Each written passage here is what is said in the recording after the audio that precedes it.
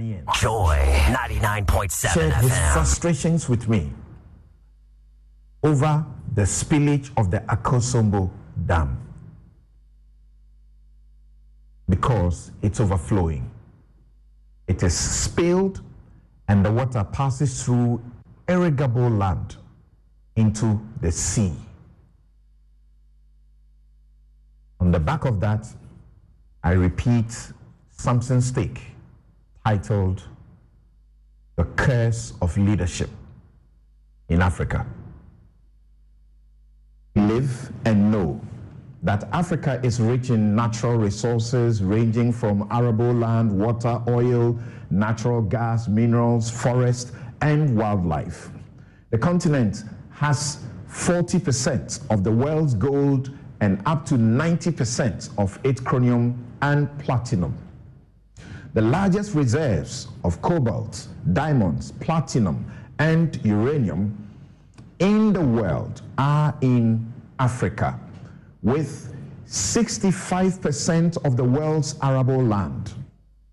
This means Africa ought to be rich, not the symbol of poverty and underdevelopment.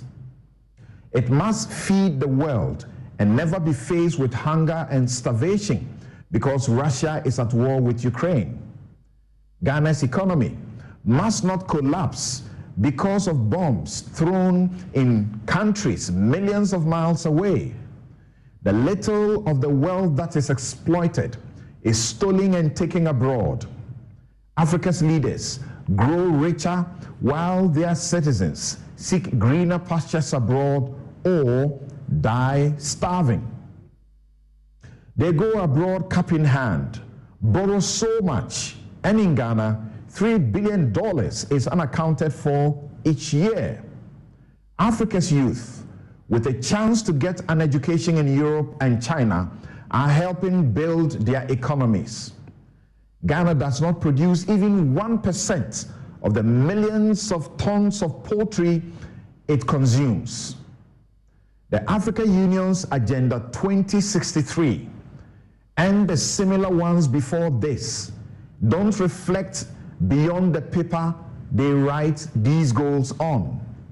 Mo Ibrahim reports that in 2017, 53% of surveyed members of extremist groups in Africa were between 17 and 26 years old when they joined, and the offer of employment was the most frequently cited incentive at the time of recruitment. In 2015, 86% of all African educated physicians working in the US were trained in Egypt, Ghana, Nigeria, and South Africa. 1 in 10 doctors working in the UK comes from Africa. In that year, 2015, doing a documentary for the BBC, I found, shockingly, that Ghanaian doctors in New York alone outnumbered the total number of doctors in Ghana. More than 60% of Africa's population is unenergetic youth whose leaders have spent decades, generations, promising them heaven and delivering them hell. Will Ghana spend money on the 6th of March to celebrate independence, or the fact that it is still independence? Instead of thinking of an agricultural revolution, for example, and jobs, we are busily building a cathedral on the foundation of lies at a time when the government says it cannot pay you your debt because it is broke. Some clergy who have lost their faith have joined politicians to lie that the state was not spending on rental accommodation and new buildings to relocate judges. They lied. They lied through their teeth that judges' bungalows that were being flattened for the cathedral were dilapidated, when in fact the majority of those bungalows were less than 5 years old, while others were even yet to be completed and were being constructed with loans, your money, taxpayers' money.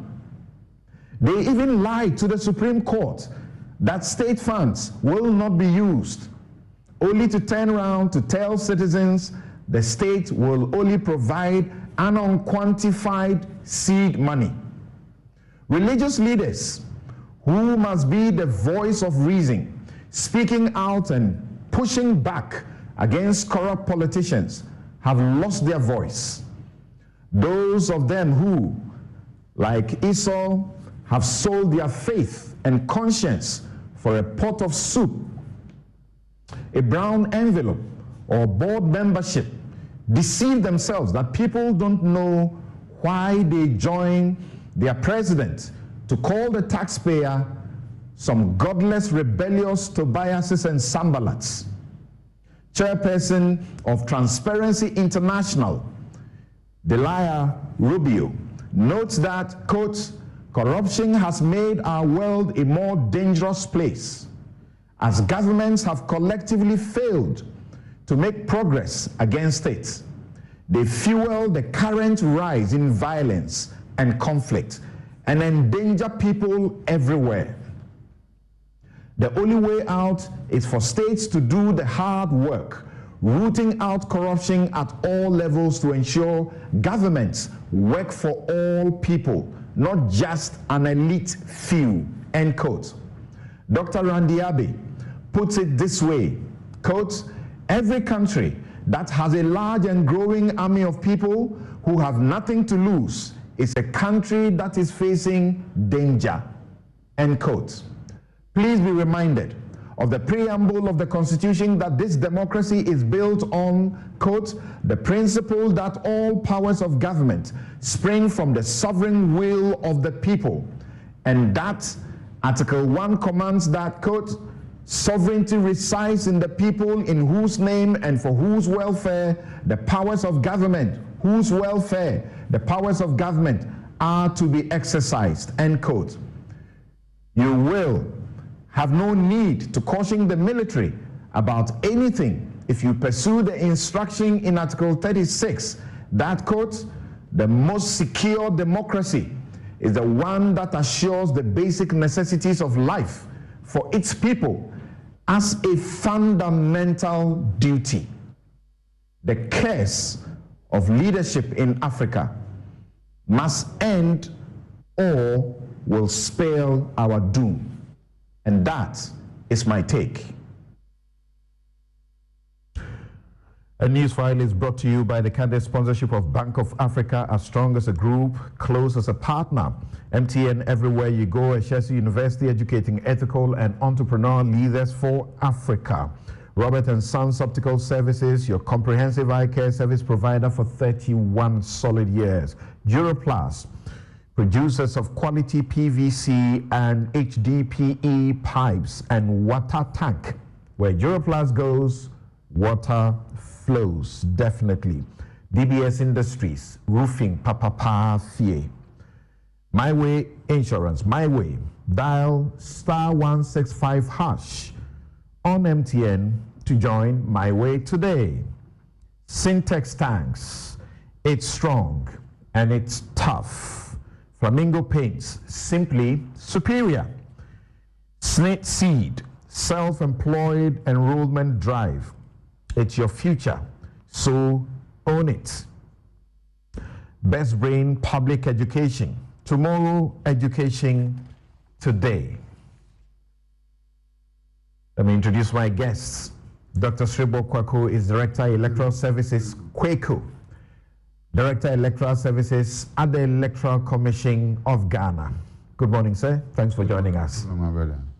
Dr. Clement Abbas Apak, MP, Bolso South, and Deputy Ranking Member, Education Committee and Member, Public Accounts Committee of the Parliament of Ghana. Suleiman Abrahima is Executive Director, Media Foundation for West Africa. And Kofi Bento, lawyer and Senior Vice President, Imani Africa. Also joining us, Bobby Banson is a lawyer and author of legal texts. Welcome to all of you, and let's begin with the Electoral Commission and what it is doing. As you know, this morning the limited registration exercise is ongoing. And fact, there has been a groundswell of pleas and protests requesting of the EC to listen and expand the centers from the 268 of its district offices to the 600 plus electoral areas. The EC calls the bluff of everyone. The NCC, the coalition of political parties, the CODEO, the NDC, chiefs even. This morning, they will tell us why their position is superior to everyone else. Because what they are doing, obviously, to many, including myself, doesn't make sense. The indignity that citizens are being put through, the cost.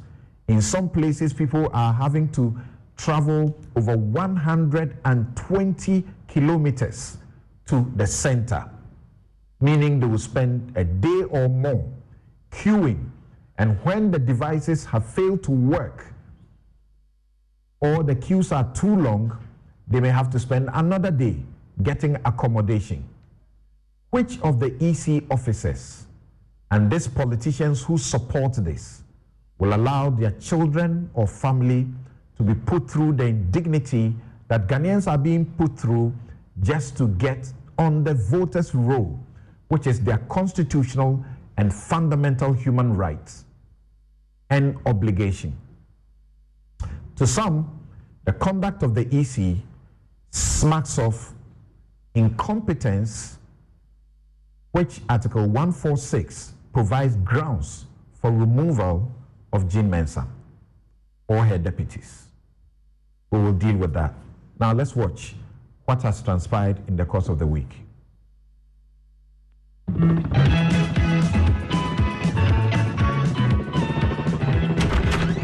Close the window small.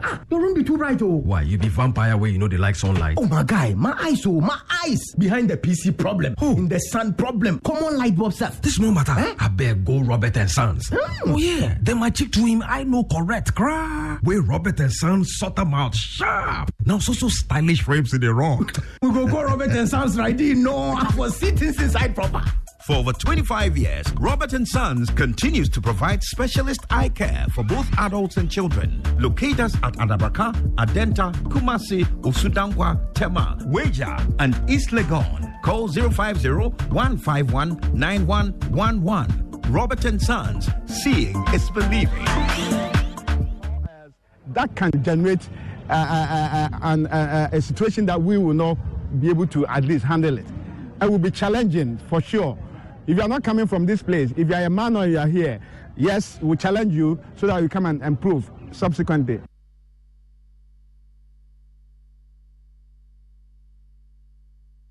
In 90% of the stations across the country, no such printout was given out to political parties. Now, most centers across the country started after 8:30, when I believe the advertised time was 7. For instance, just a sample of some of the district centers and the time they started. In Savannah, Bole started at 9:30 a.m. Greater Accra, Odudu here, not far away from the EC headquarters. They started at 10 a.m. The same Greater Accra, Okankwe South, 10:31 a.m. Ablikuma West, 10:40 a.m. And as at the compilation of this report, Biakoye has not started at all. In Hohoi, 9:10 a.m. There are a lot of system malfunction throughout the country. Registration at some centers is not going on as at midday due to challenges with machines and network. Sunday Good network system breakdown. Suhum machine breakdown. Bolga East system lock-in and webcam not functioning. Tamale North network and machine breakdown. Lower Manya Krobo network breakdown. Tamale South machine breakdown. Tamale Central machine breakdown. Elembele machine not network. Given the fact that the district offices of the EC are not suitable for use as polling stations on election day, the decision by the EC to restrict voter registration to its district offices is not only unreasonable but unlawful. Also, given the long distances that many eligible voters will have to travel and the exorbitant fares they will have to pay to transport themselves to district offices of the EC under the excruciating hardship Ghanaians are presently confronted with, the decision is insensitive, unreasonable, unlawful, and unconscionable. This irresponsible and unconscionable decision of the Commission confirms the NDC's long-held view that the Jim Mensah-led Electoral Commission is determined to rig election 2024 through voter suppression. But she will fail because we are ready for them. Right. So Dr. Srebokoko is here. He's very busy because, as you know, the process is ongoing. I'm going to start with my guest on Zoom, so he will hear what your positions and your complaints may be, and then hear from Dr. Clement Apak as well before he will be the last to speak and take care of all your concerns before he will move out to proceed with the process. Let's start with Suleiman Abrahima.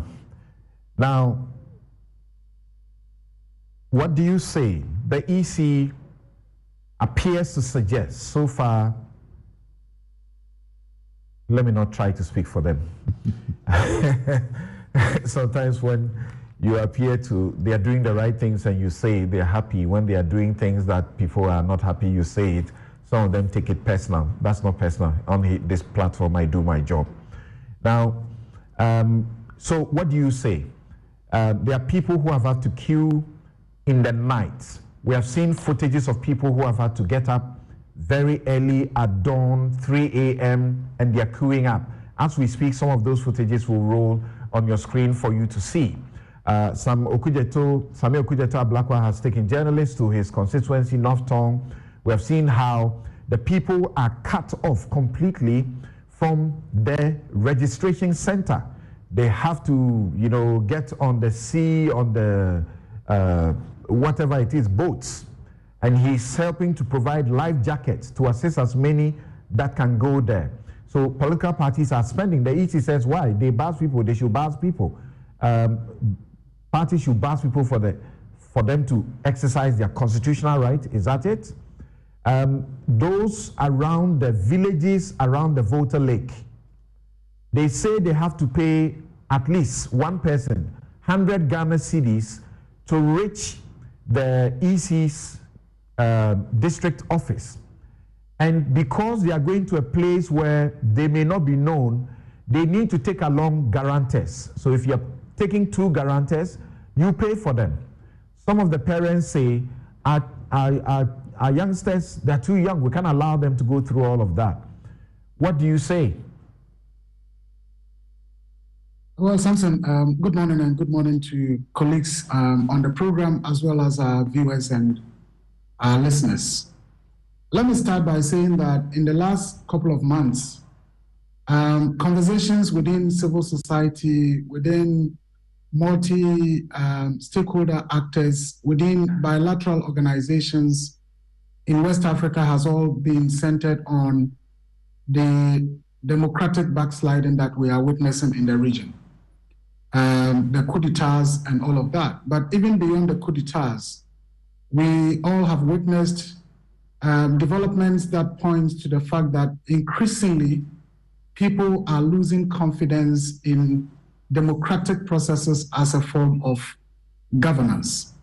And conversations so far have been about how do we really counter this ongoing phenomenon of democratic backsliding. It is important to highlight the fact that when we talk about democracy and whether it is working or not working, it is not just about how governments are run and whether people who are elected are doing what they have to do in terms of running the countries in a way that benefits all, or the issues of corruption, citizens' non-participation, and so on in governance. When we talk about the democratic processes, it includes, the entire processes that people get to elect their leaders, and after elections are conducted, how leaders are governing their states, and so on and so forth. In our country, just as everywhere, the electoral management body, in other words, the Electoral Commission, plays such a fundamental and a crucial role in enabling our democracy. In other words, how the EC behaves and conducts their affairs and the mandate that has been given to it can, in one way or the other, undermine our democracy. In the last 2 weeks, I have put out statements saying that, look, I hope that our Electoral Commission would not, through these actions, sort of bring our 30-year democracy to an end. We saw what happened in Gabon after an electoral dispute, where people believed that the EC didn't do what it ought to do in order to ensure fair play. Again, let me highlight the fact that only 2 days ago, a global study was put out, a survey of some 36 countries around the world. And significantly, these countries included Ghana, Nigeria, Kenya, and I think Senegal in Africa. Now, the findings for me is quite revealing. Whereas you find almost 75% of persons who are older than, 35 years and above saying, look, we think democracy is the best form of government. When you come to people 18 to 35, the percentage reduces significantly to just about 52%. In other words, young people on the continent are increasingly losing hope in democracy.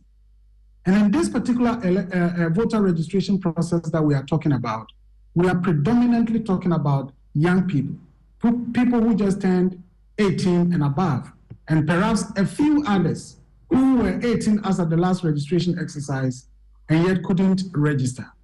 The question to ask is, why do we want to put a price on the fundamental exercise of civic rights to vote? Why must people endure the pain and the price to be able to register? Why should we make people's willingness to participate in the democratic processes so painful, so difficult, and so expensive? I honestly believe that if Madame Jean Mensa was still in the civil society space, leading IEA as she was before her appointment to become the EC chair, I'm sure, and I have no doubt, she would have perhaps been our chief spokesperson on this matter of condemning what the Electoral Commission is doing as something that really undermines the democracy that we are growing. Because invariably, we are just making it so difficult and so expensive for people to get involved in our democratic processes.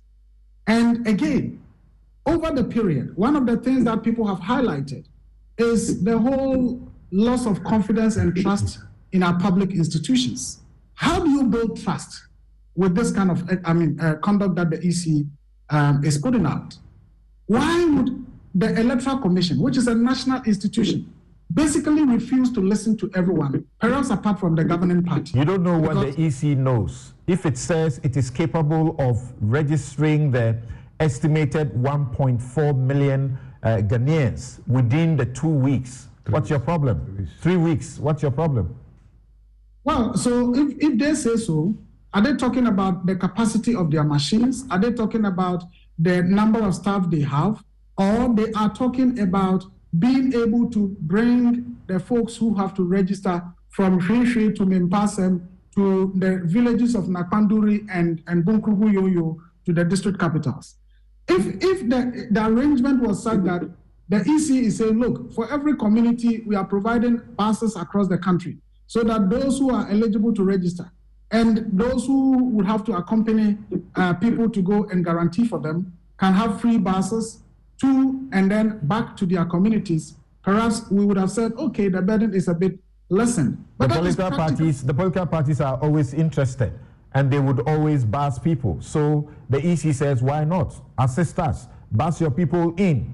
And people also in this country need one form of identification card or the other for some purposes. If you are spending, say, 500 Ghana to get an identification card, what's the problem? Well, that's the problem. The first problem is that is if you have the 500 Ghana cedis. I meant 50 Ghana, not 500. That's too much. 50 Ghana. That is if you have it, Samson. That is if you have it. And if you don't have it, what is the price to pay? The price to pay is that you are excluded from the processes of voting. Look, from the ECOWAS level to the EU level to the AU level, there are ongoing efforts to ensure the inclusion of young people in Africa's democratic processes. Why don't you wait? Why don't you wait to the end if the EC has not been able to cover all that need to be on the road to complain? Well, that is on the basis of the assumption that we know the total number of people who are eligible to register. We don't know. We can basically estimate and look at, okay, over the last 2 years, we estimate that we'll get this number of. Okay. But something, assuming it is even possible for them to get the numbers, we are talking about the pain that people would have to go through to be able to get their names onto the voters register. I don't think that this is the way to build our democracy. I don't think this is the way to get, credibility and public trust that the EC so much requires and desires. I don't think this is the way, to build on the progress that we have made. And the earlier the EC started listening to people and listening to voices of conscience, the better for all of us as a country. Right. I'll ask the lawyers about this. You said the pain and the cost that people have to go through, whether they have any objection to the fact that people have to go through a bit of cost and struggle and pain to get their voters registration done, and whether that also has any constitutional implications. And I just picked my constitution.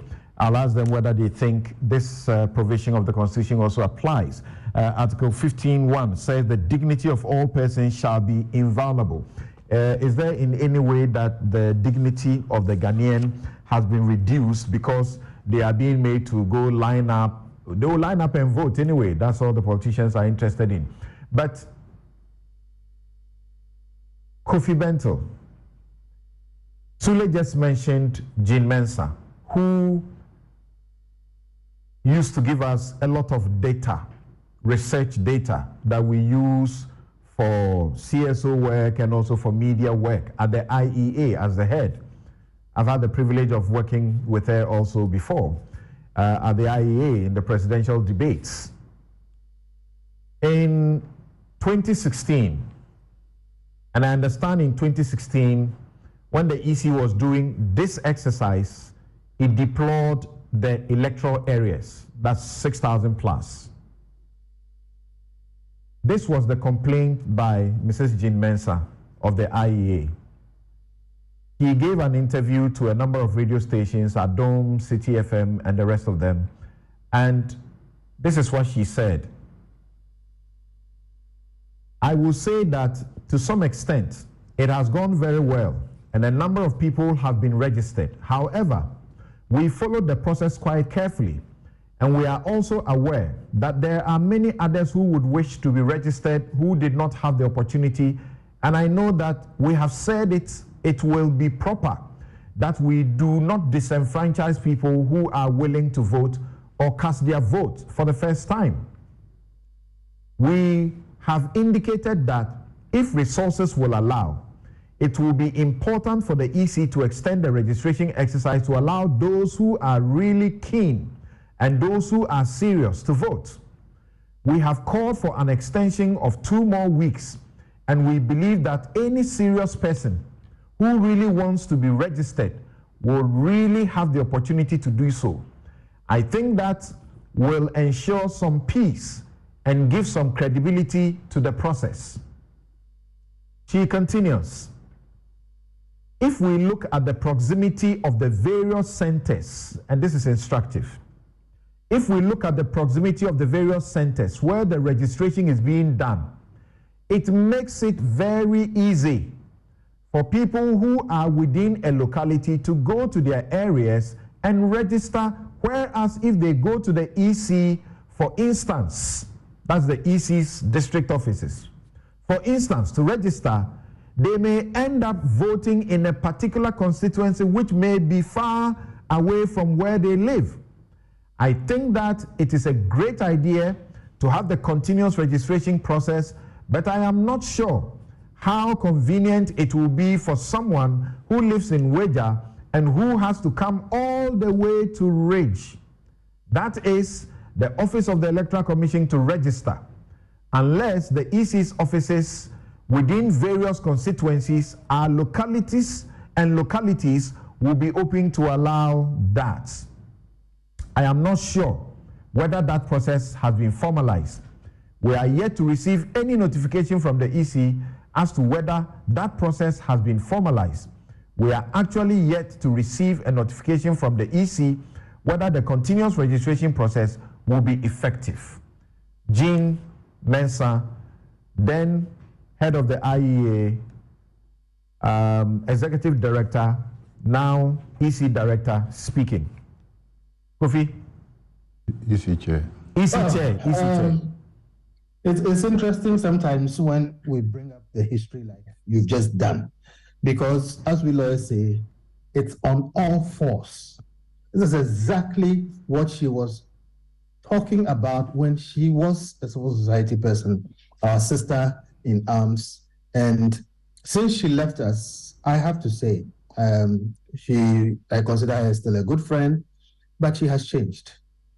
We all have this hope that the values we hold, the principles we hold will follow us, and that when you get into the position where you can actually effect the things that you've said, you will not become what you have ever criticized. And it's unfortunate that over and over again, we get disappointed because Jean Mensah, the one who said what you said, is today the one doing the direct opposite and not even giving us the respect of explaining herself. But let's leave a person out. Now, it is beyond the issue of dignity. So dignity is actually a constitutional issue where any public officer does anything that detracts or allows anything to be done.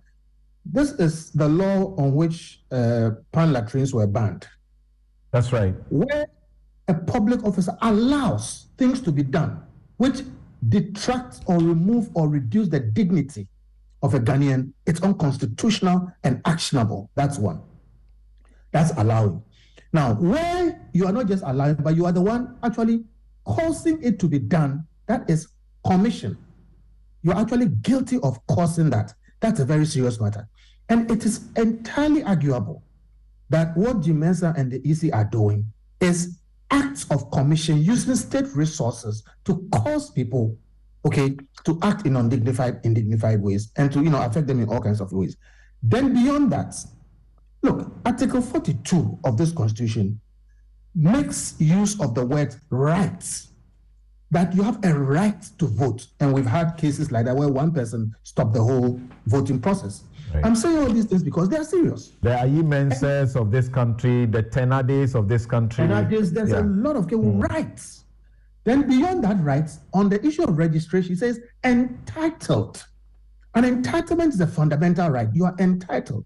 When you stretch the entitled, what it means is you can sleep in your house and ask to be registered, which is why, as a country, and some of us have been part of this argument for many years, that at the time we started doing voter registration, we did not have the necessary institutions to make that a normal, continuous process.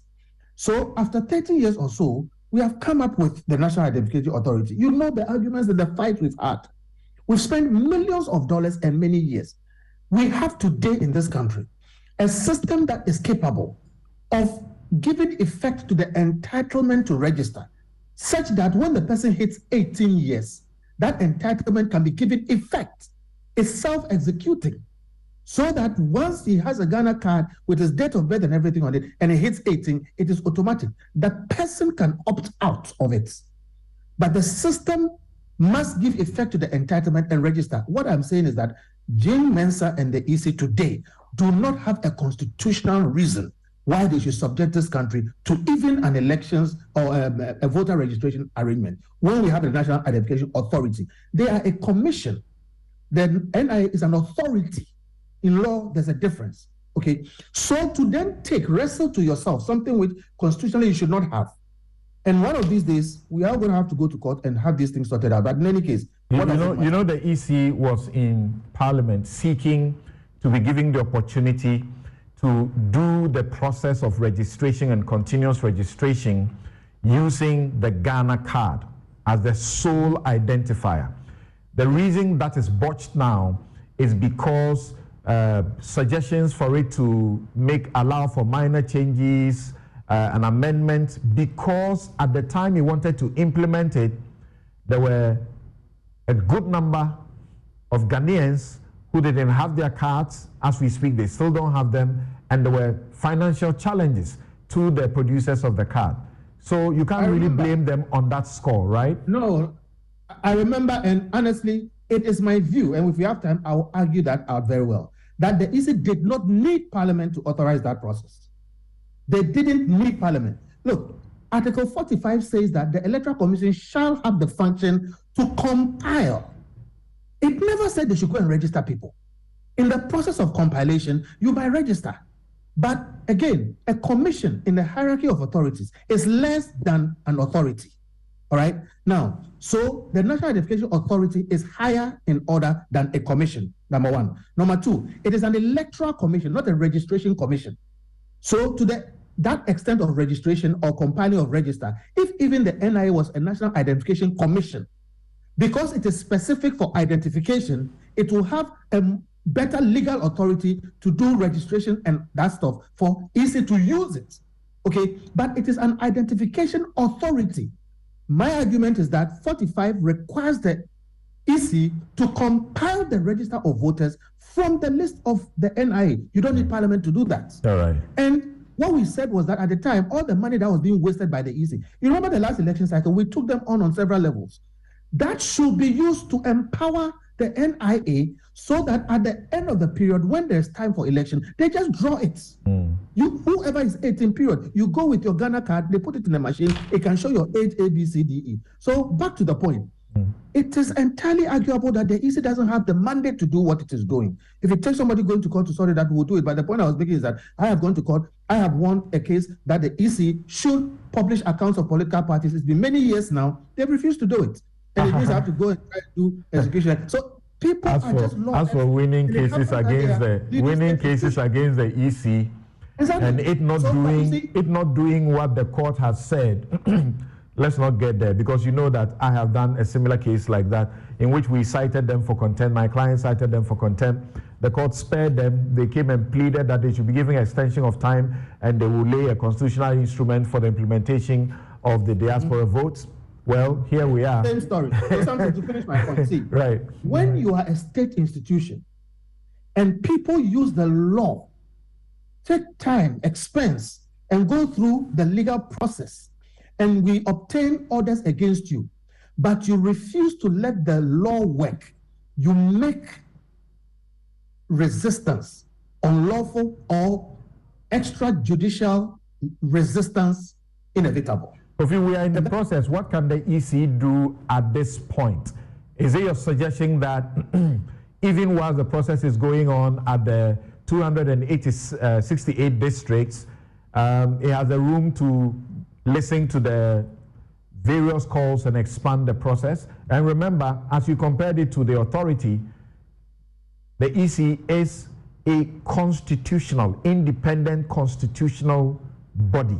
So that is far above and ahead of the authority. So what's my question? What should they do now, practically? what they should do is simple. Take exactly what Jean Mensah said in those years and apply it. Exactly, word to word. One, they shouldn't have done that, but that conversation, we should have it. Like I said, Imani has stressed himself about it. It wasn't taken up. We are back here. But we should have that conversation. Right now, what they should do is use all other means to effect people's right to register. Okay. 6,000 different centers. You can do it in any way. But restricting is actually taking steps to stop people or prevent people, okay, or compress on that right. So all the EC has to do is actually stop resisting, okay, the advice of Jean Mensah when she was a civil society activist.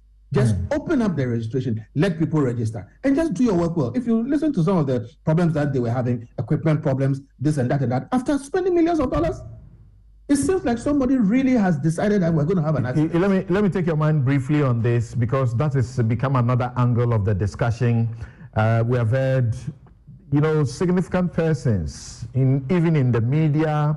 We have heard Randy Abe, we have heard Titus Glover, Nana Akomia, Kwesi Pratt Jr., Professor Kwekwaza, the rest of them. They are pained at what is going on, and they say it's a bad treatment of the citizens, and they have denounced the EC's conduct, including one particular statement by Dr. Eric Bosman-Asare that voting is not by force or compulsory. So what's the big deal, really? Some say this particular conduct, where if you take Article 45E, it says the EC shall, that's mandatory, undertake expansion of the registration of voters. This is not expansion. It doesn't help. If you take the CI 19, CI 19 regulation 222, I think, says that when it is designating the centers, 191, not 19. CI 191. CI 191, thank you.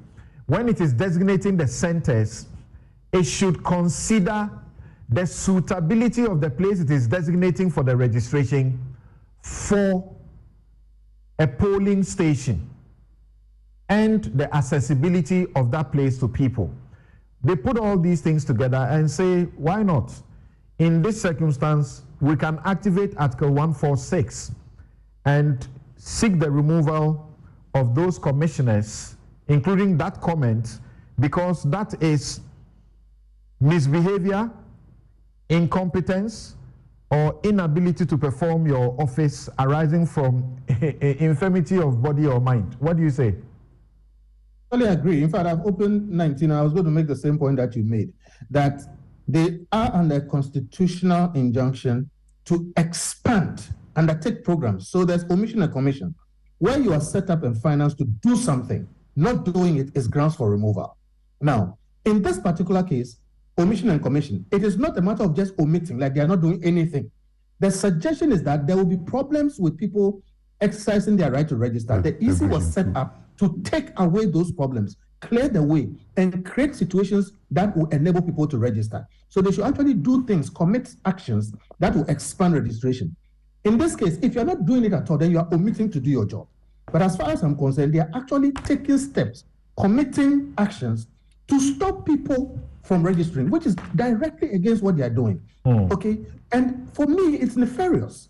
It is the use of state resources to defeat the ends of public policy. And to the extent that my own brother Bosman, vents it, he voices it, he speaks these things, which are quite reckless for somebody at his level, it is sufficient grounds, and I will not be surprised. I will not be surprised if somebody takes this up and says that by virtue of things you have done to restrict registration, actions you have taken to disenfranchise people, you are not fit for your office. I don't see how that will be resisted if that issue comes up. So look, we should all be minded when we do some of these things. And look, we are trying, like you're saying, Sule said, we've run this thing for 30 years. We've come to a point where we need to start refining, the edges and then making things better. But you find people with a tendency to try and create situations that more or less set us back. And we endanger this democracy. Look at what is going on all around. We have a lot of young people who have not seen a coup before. And they look at what is going on, they ask themselves, why is this a better solution? We should try something else. And all of us keep advising them that, no, this is the best we should do. It is actions like what is going on now with the EC and other places, okay, that give people a certain sense that, well, if you're not going to do the right thing, we might as well throw it away and try something else. They should do better. Thank you very much. The law under which we were set up. Thank you, Kofi Bentil. Now, Bobby Banson, when an officer of the EC says this is not compulsory, so to speak, do you also take that including the conduct so far can be grounds for the one of the three grounds that the Constitution sets out in Article 146 for removal? In Tenade, indulge me. There's good research. I don't think I should allow it to go waste. In Tenade, the Supreme Court unanimously held that the EC could not refuse to register Mr. Ade. It ordered the EC to register him. Then the court said that the right to vote is a constitutional right and that you cannot qualify it. You cannot qualify it. The EC cannot qualify it. And it cannot deny a citizen of that right. But it went further to say some things that I need to share with you. That right to register and vote, or right to register, is not only for the purposes of voting. The court said, and this is the Supreme Court, it said that there are significant disabilities attached to non-registration. For instance, one who is not registered is disqualified from being a member of parliament, number one. And one who cannot be an MP is disqualified from holding many public positions, including Minister of State, a member of the EC, becoming president, becoming vice president, becoming a member of the Public Service Commission, and a member of the National Commission for Civic Education. The court said these disabilities are onerous and that the EC has a heavy responsibility under Article 45 to ensure that all eligible Ghanaians have exercised this right to register.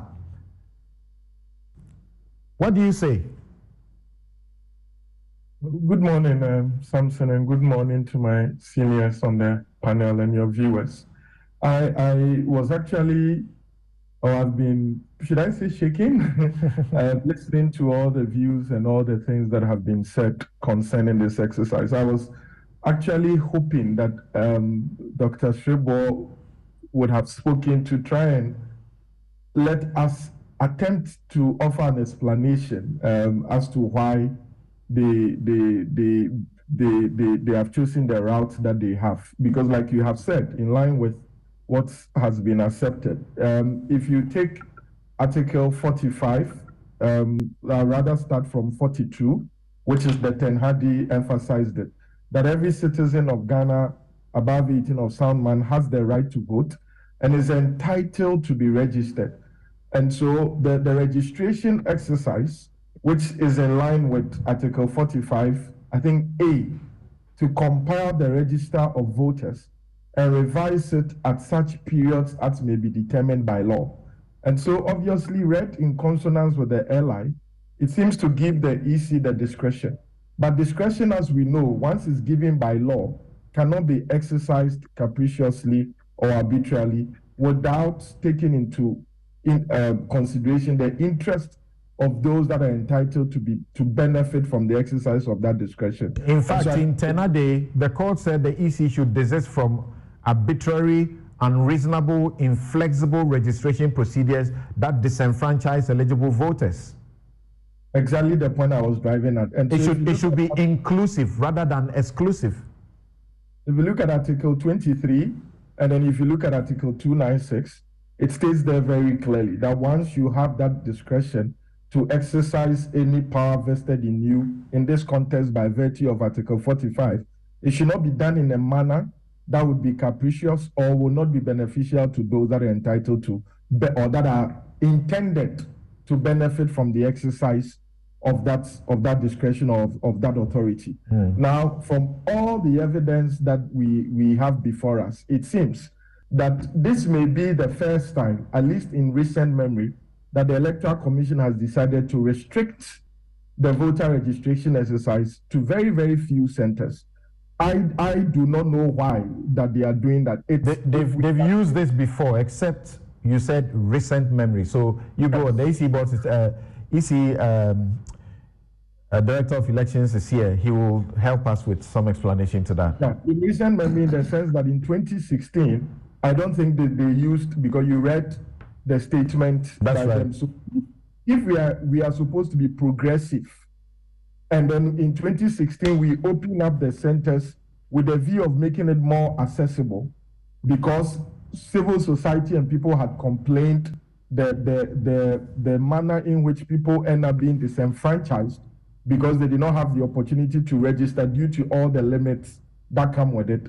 Then it seems to defy all reason and all the efforts and all the gains we have made in such attempts, or in an attempt to bring the democracy to the doorstep of those that are entitled to participate in that process by limiting it.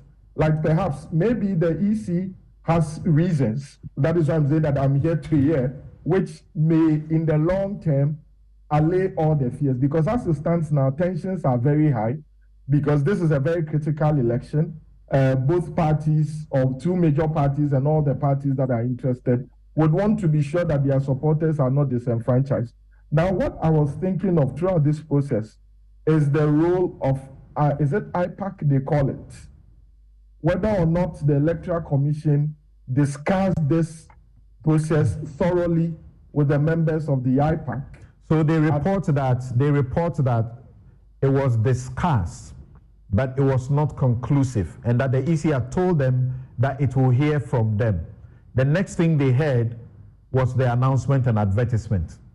So that was what I was going to, that if the EC wants the IPAC not to be just a mere rubber stamp, but is supposed to gather or garner consensus on some of these very sensitive and essential democratic exercise, then they should be respecting the views, legitimate views of members of that IPAC. Because if these views were handled, or these things were handled at that level, the EC addressed the concerns that were raised by, because the persons that have sued the EC are members of the IPAC, or supposed to be members of the IPAC. I'm not sure if the NDC has gone back to join or participate, but if these things were addressed at that level, and what was rolled out satisfied all these concerns, we will not have this hula baloo about this exercise, which will now affect the credibility of the Electoral Commission. And as we are seeing, even the credibility of the officers of the Electoral Commission comparing to what they have said in the past. And it doesn't augur well at all for our democratic dispensation. Okay, so deal with this, about this with us, and then you can take leave of us. We understand that your time too is very critical to you right now. So the 5 political parties filed a writ in the Supreme Court. Unfortunately, they couldn't get a return date for an injunction application, but subsequently they got it. I think that is now slated for the 17th of October or so. I suppose they would have served that on the EC by now. Then 2 individuals also issued originating processes in the High Court, and also got filed injunction applications, which they have served on the EC. The EC appears, from what we have seen so far, to have ignored the pendency of those applications and started the process. We understand that there is now a process of contempt that is being pressed. Educate our viewers and listeners. Was the EC's hands stayed once it received the injunction application? Well, I think there are 2 processes that you are speaking to. You are speaking to the Supreme Court process, and then the High Court processes. That is my understanding, that the High Court processes where the contempt has actually been subsequently filed. I, without prejudice to the outcome of the cases, and again, without prejudice to the full content of the affidavits that supports the applications, I believe that it is now settled in our jurisprudence that once an application for injunction to restrain a party, whoever that party is, from carrying out a certain act or restraining you from undertaking anything, once that injunction is served on you, you are required by law, by precedents, because we know justice is dispensed in accordance with case law. I believe the case is Republic versus Moffat also. Yeah, Republic versus Moffat and others. And the essential part, you quote it in your book as well. I quote, the judge said, I would be laying down a very dangerous precedent if I were to hold that a party, when served with application for an order of prohibition from the High Court, that's injunction, can disregard or ignore the said application and treat the court with contempt, quote unquote. That's Justice Saban, 1971. This is the precedent you are referring to. Yes, and it's been referred to in other cases. I believe the whole idea is that once you are served with the application for injunction or notice, and your actions will be deemed to have deprived the judge the opportunity to pronounce on that injunction because you have done what you are being restrained to do, thereby rendering the application for injunction moot. You have interfered with the administration of justice because you have now taken the law into your hands and then proceeded to act as if you are the determinant of that application for injunction. And so obviously, if that was satisfied, then it means that the Electoral Commission would have flouted the law. And may be liable for contempt. The only issue in this instance, and there's a decision by, I think, Sir Justice Dennis on that aspect, is which officers of the Electoral Commission will now be liable for contempt. That is the procedural angle that would have to be looked at, because it's been said. I thought we had gone beyond that. In this case, it will be the commissioners. In my practice, when I needed to cite them, I cited all the commissioners, and they couldn't object to that. Yeah, that is why I'm saying that it becomes an interesting scenario. That is, I have not seen the application for the contempt. Okay. That has been served, and so the officers, and then they prove that. It is citing Jean Mensah and two of the deputies. Eric Bosman-Asare and Mr. Tete. That's the name, right? Yeah? Tete, Mr. Tete. Yeah. Yeah. And so it would want to see how it ends up being played in the court, and then the EC federating or going on with this registration exercise. I believe that with all the views that have come up, the EC would do a lot of service to Ghanaians. Without any political colorization, if there is some consensus on this, to ensure that at the end of the day, what they intend to do, carry out their constitutional mandate, is done within the contemplation of the lawmakers and to the benefit of those that are supposed to benefit from it. Right. And finally, and very quickly from you, what I refer to as a face-saving thing that they have done, I think last night, their lawyers, as in lawyers for the commissioner, Dr. Eric Asare Bosman and Mr. Samuel Tete, have written to the lawyers for those who are citing the EC office commissioners for contempt, saying that they are waiving the personal service so that they can hand the documents to the one who is delivering this letter to them. This has come about after a couple of days of some dramatic scenes at the Electoral Commission offices, where without a doubt you can see that they are just running away from being served, and so they are not allowing bailiffs access to come to the premises and serve their officers. Some say this is very bad for a public institution treating a court process in that manner, and court officials. What do you say? Well, I have followed on media, both social media and mainstream, the drama, as we call it, when it came to serving the EC with this contempt application. And like you said, last night a letter has been written. I have a little bit of challenge. I've not seen the letter and the processes again that have been filed before. Yeah, I've seen the letter, but go ahead. Yeah. Okay, but you know, there is a provision in the rules that required that states that a lawyer for a party may write and ask for processes to be served on that lawyer. That's right. Behalf of the party. It's in the rules. Yes. Now, before you are deemed to be a lawyer, you must have entered appearance on behalf of that party, so that the record will show that you are a lawyer for that party. Now, if you have not seen these processes, you will not be able to have entered appearance.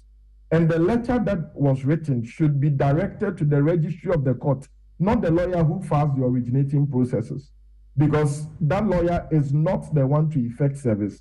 It is supposed to be done by the registry of the court. Now, seeing that this is contempt and it's a quasi-criminal matter, I do not think it may be there in the rules as to a lawyer asking that the registrar should serve. But I think that the practicality of it is very challenging, because this is a criminal matter, and the persons who have been cited for the contempt are required to be personally present in court. And more or less, any processes that are filed in response by means of affidavit in opposition must be filed and deposed to by them.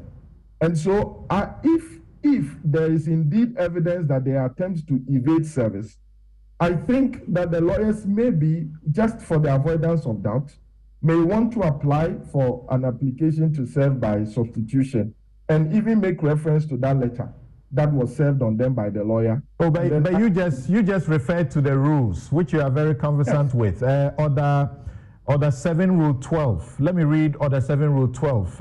Order 7, Rule 12, 2 says, where a lawyer undertakes in writing to accept service of a writ on behalf of a defendant, the writ shall be deemed to have been duly served on that defendant when served on the lawyer.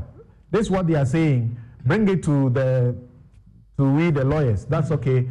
Stop going to their offices looking for them. Yes, that is what I'm saying, that the rules provide that means. But then it becomes interesting if you have the situation as in the lawyer has not entered appearance yet, because the definition of a lawyer is somebody who is on record deemed to be the lawyer for a party. I get that. The rules. And so I believe that you must have entered appearance first on the record. And that undertaking is addressed to the registrar of the court, not the lawyer who filed the process. But if someone elects and says, I am the lawyer, then you should presume that they are the lawyer. I think that's the case here. There are reported cases in this country where a lawyer entered appearance. I think on top of my head, I can refer to Barclays Bank versus Ghana Cables, 1996, 1997. A lawyer entered appearance, participated in the process. Summary judgment was obtained against the party. The party came back, went to the Supreme Court and said he was in jail. He never instructed the lawyer.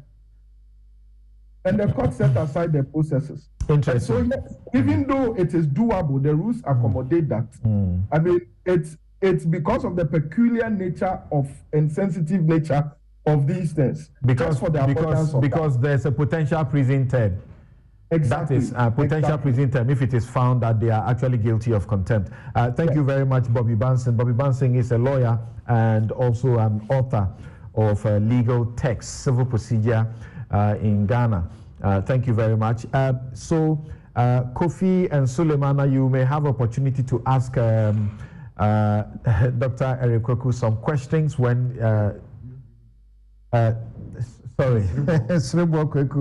Some questions once he begins to take his turn.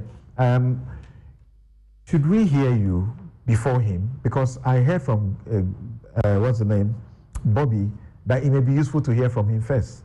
I think that I don't have a problem with that. Okay. Because in fact, the earlier submissions sort of summarize some of the thoughts I had. Thank you. So thank you very much. I would really have to decorate them. So tell us why everybody is wrong, including myself. Tell us we are all wrong. Good morning, Samson, my younger brother, and my brother, Apak, and good morning to everybody, including those people, the other panelists on the Zoom. First, the Commission has been mandated by the Constitution to perform certain functions, and the Commission has no choice but to obey or to perform such functions. If the Commission does anything contrary to what it has been mandated to do, then that becomes antithesis. And I wouldn't want to know the word that to be used for them, because the main purpose of your being is to do certain things and you decide not to do it. But before I proceed, I want to say that for the media and the CSOs, your attention is register them. That is the focus of the media and the CSO.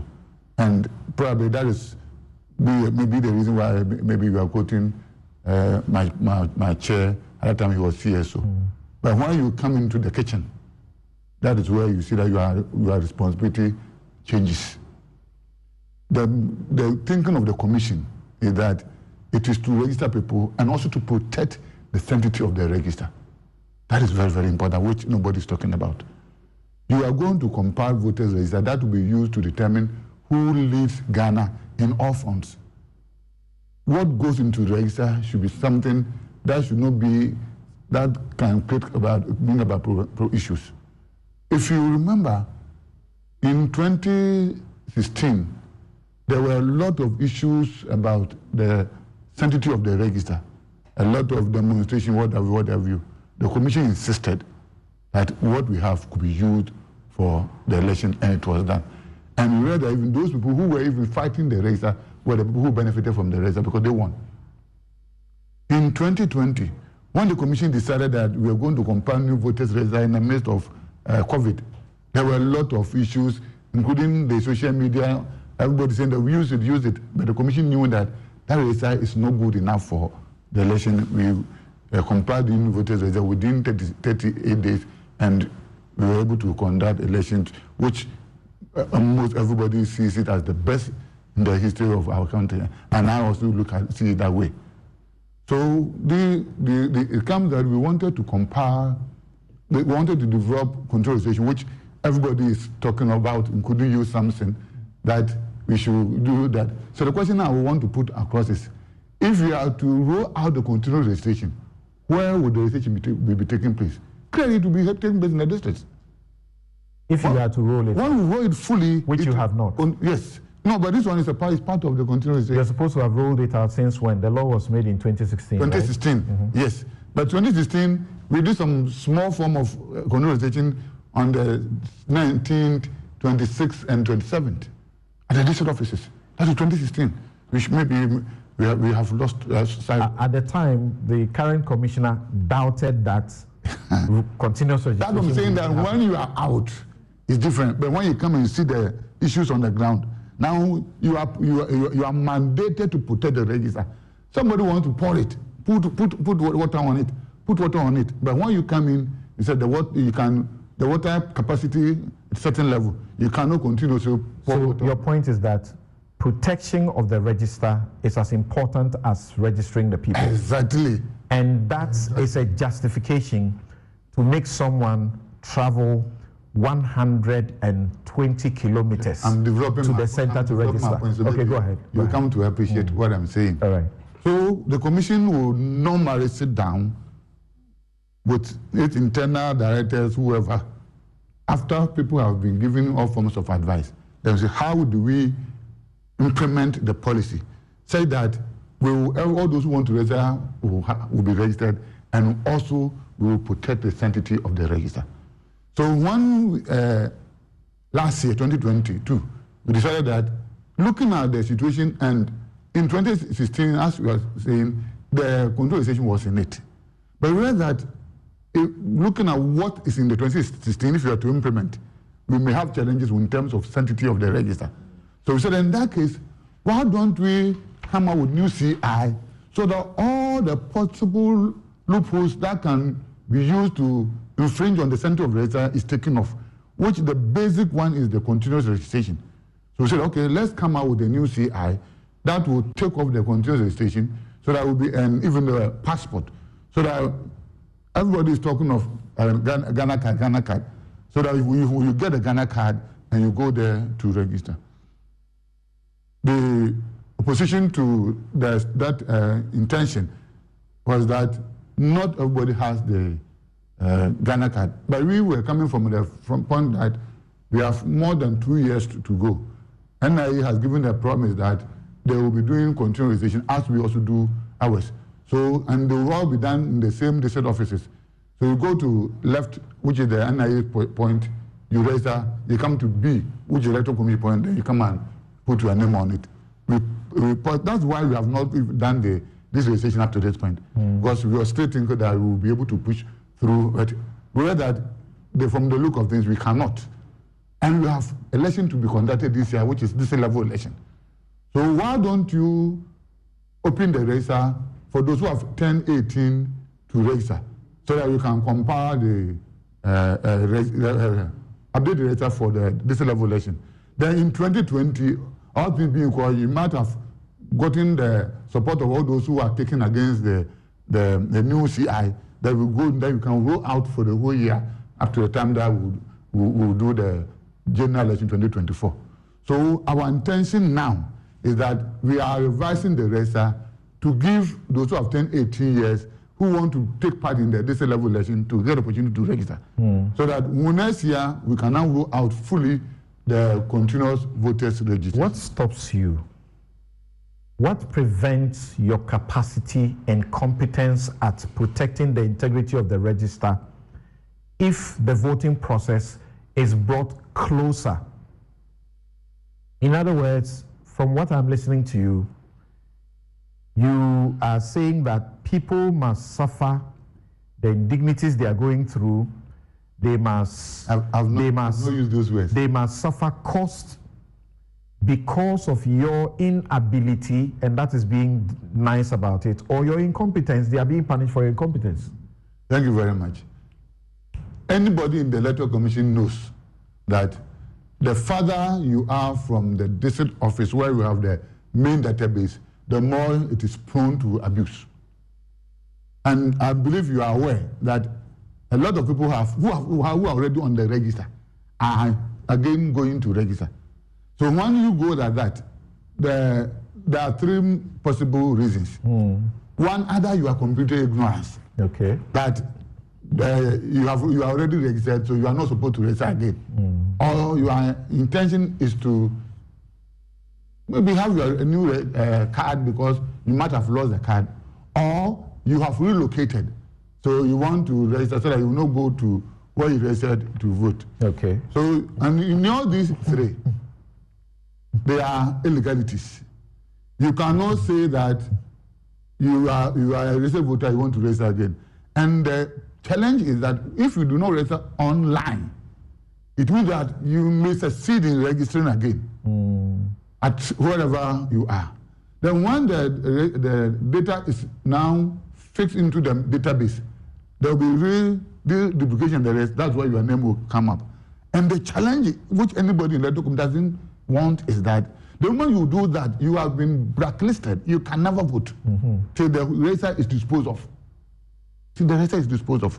Or a court gives judgment on the commission. So you are protecting some voters who are likely to double vote. Exactly. That is one.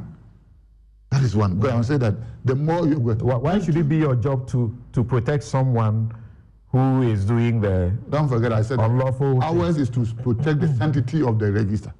And when those things come in, it is our responsibility to clear those things from the register. But the authority under which you are doing this exercise is the CI 91. Is that not so? Yes. And the CI 91 is CI 126. Okay. No, 191, 191. Okay. Sorry. Okay. No, CI 91. CI 91, good. And I refer to Regulation 2. Yes. Regulation 2 is headed Registration Centers and Electoral Areas. Yes. 2.1 says the Electoral Commission shall. That means you have no discretion in it. Yes. Shall designate registration centers for the purpose of registering voters. So you have to do that. Then it says, may designate any place it considers appropriate as a registration center. Any place it considers appropriate. Yes. But it fetters that any place. That any place is not at large.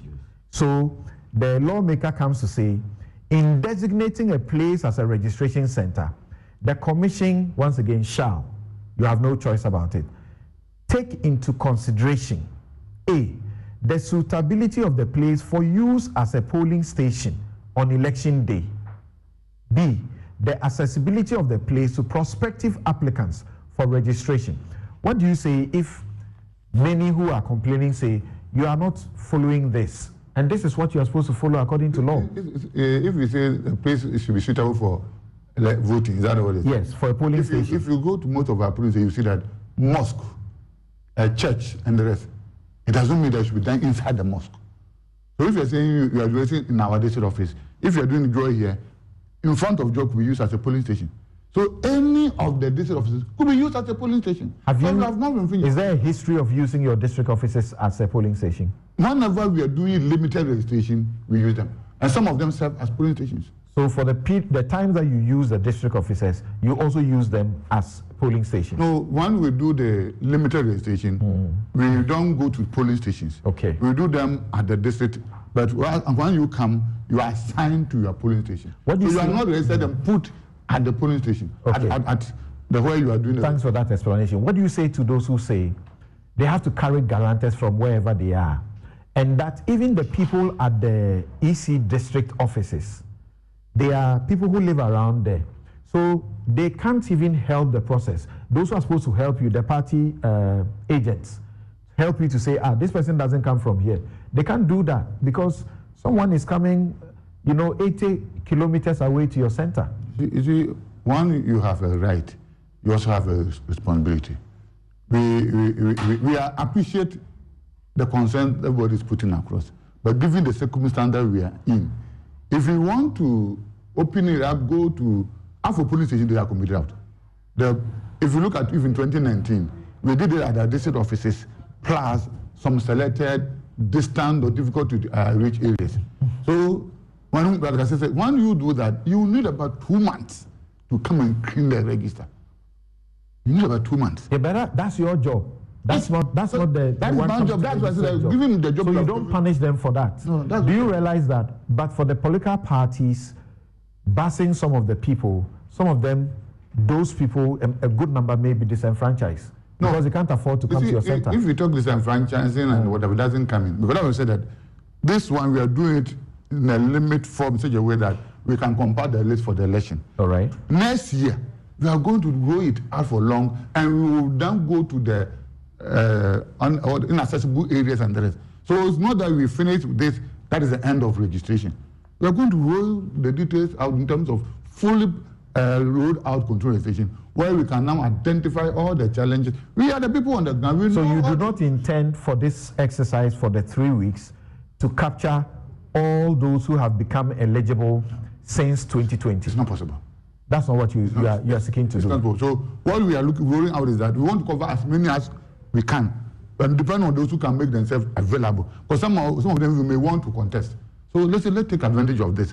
But when we finish with this, next year you roll out more detailed registration, which will cover difficult to access areas and what have you. Okay. So we are not saying that everybody should be registered this time around. No, we are not saying so. This concern that Jean Mensah raised in 2016, is it still applicable today?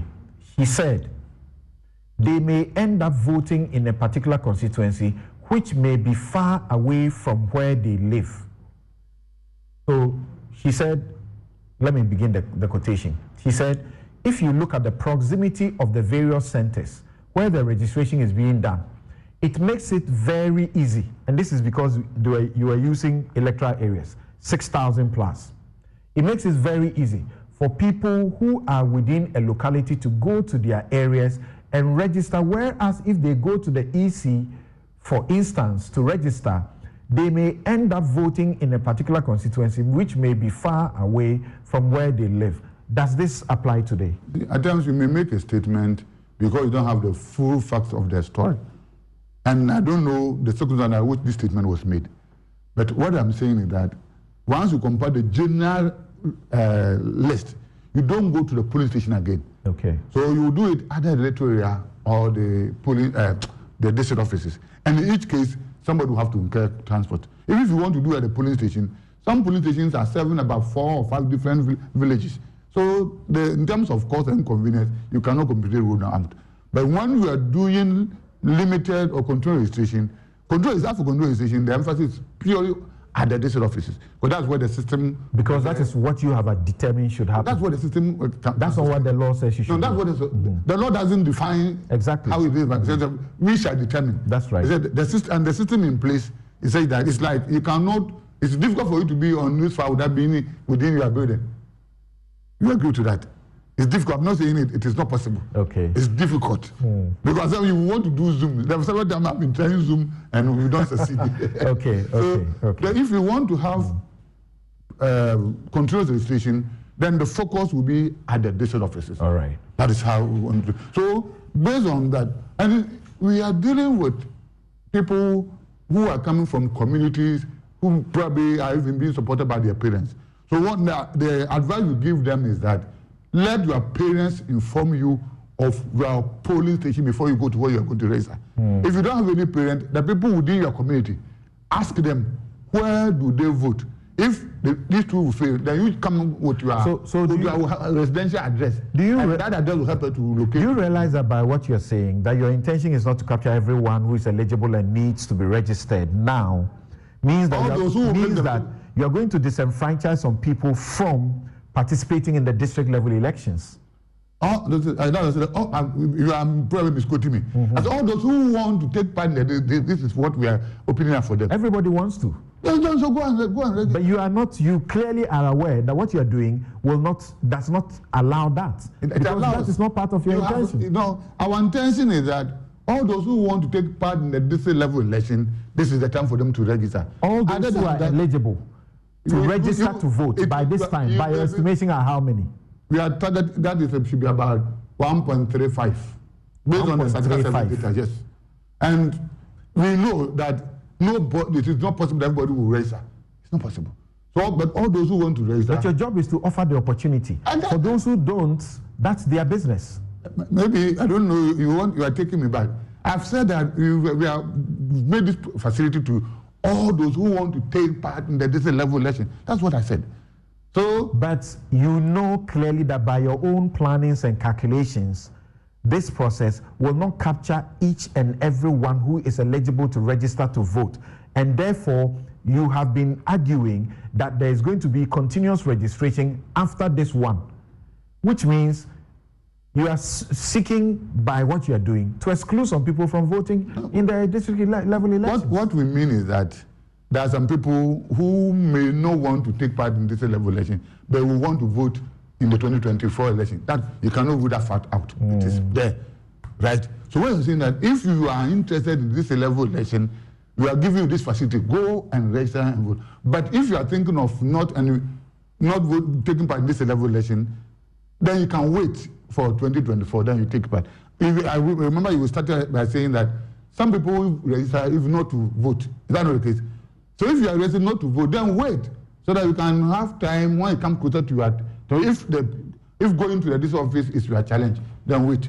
Okay. But we believe that anybody who wants to register, you have the right, but you also have the responsibility to move. Let me see if my other guests appreciate you better than I can do. Yes, Dr. Park.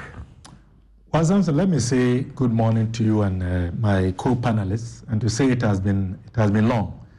I know the people of Buta South are watching. Of course, they expect me to be home by now, helping to mobilize, prospective voters to go and vote. Samson, let me be honest in saying that I have been very impressed with the level of the discourse and the very probing questions that have come up so far from all those who have spoken. that actually makes my work easier. And I say so because the conversation and the discourse ought to be taken out of the partisan realm to look at it from a national perspective. And I think that is why the current posture of the EC in terms of the way it is seeking to dispense its responsibilities to the people is drawing such attention and disagreement. I have listened to, Dr. Subo Kwaku here, and in many ways, the arguments he is actually making invariably reinforces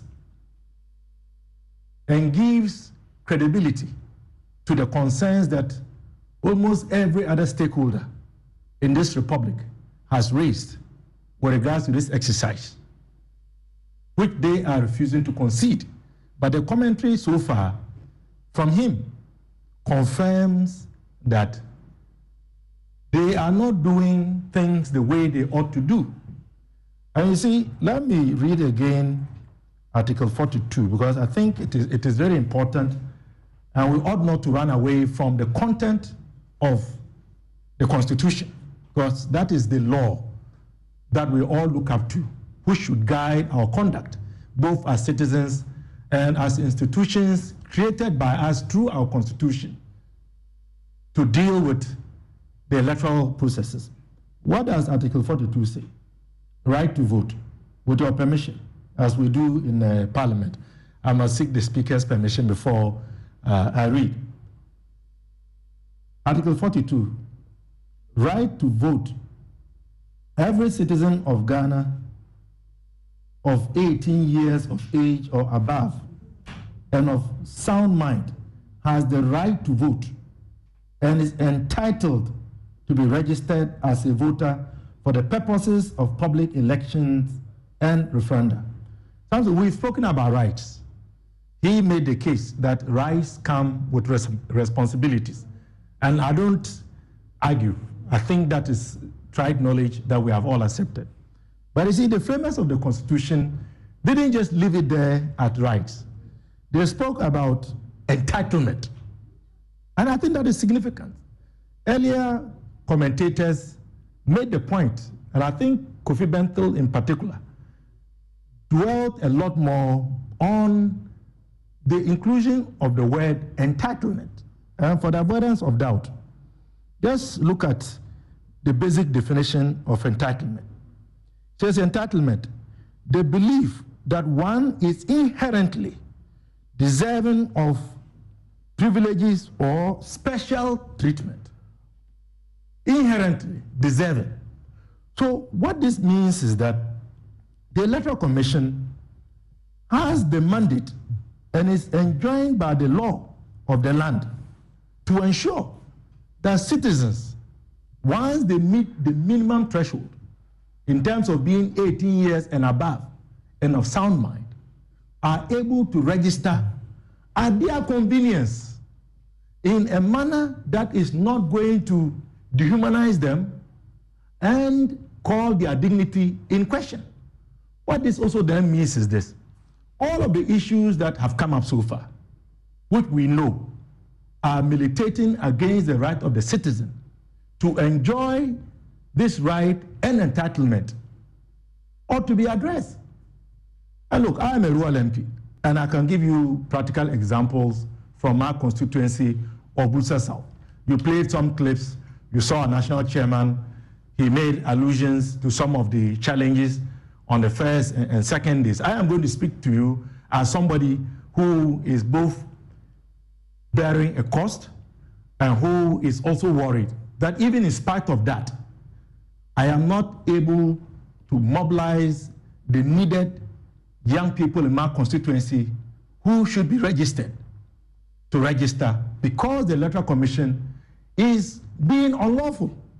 Honestly, because if you look at the law, the CI, the Constitution, the mandate of the EC itself, and the right to vote, and the fact that one is entitled to be registered to vote, you juxtapose that with the EC's posture and what we are being told, The EC is breaking the law. The EC is being lawless. And in fact, the EC is acting contrary to what the framers of the Constitution intended it to do. And I think I was hoping you will have some questions for him. I will. Because that is important. I will, very quickly. As to how this right is such a sacred right, our courts have affirmed it. Very well.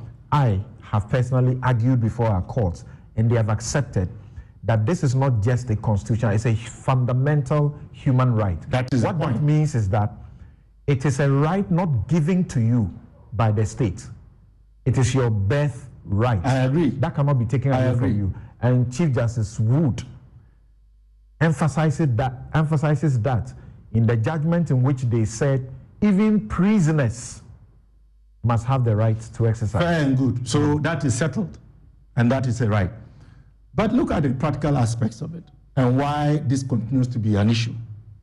As we sit today, my constituency is a very rural constituency, very vast. You have communities like Bachongsa, like my own village of Doninga. Our district capital is Fumbisi. From Bachongsa to Fumbisi is 35 kilometers. The roads are terrible, atrocious. In this rainy season, we are farming folk. So people are also busy trying to do what they always do, is to cultivate and ensure that they are able to survive for the next year.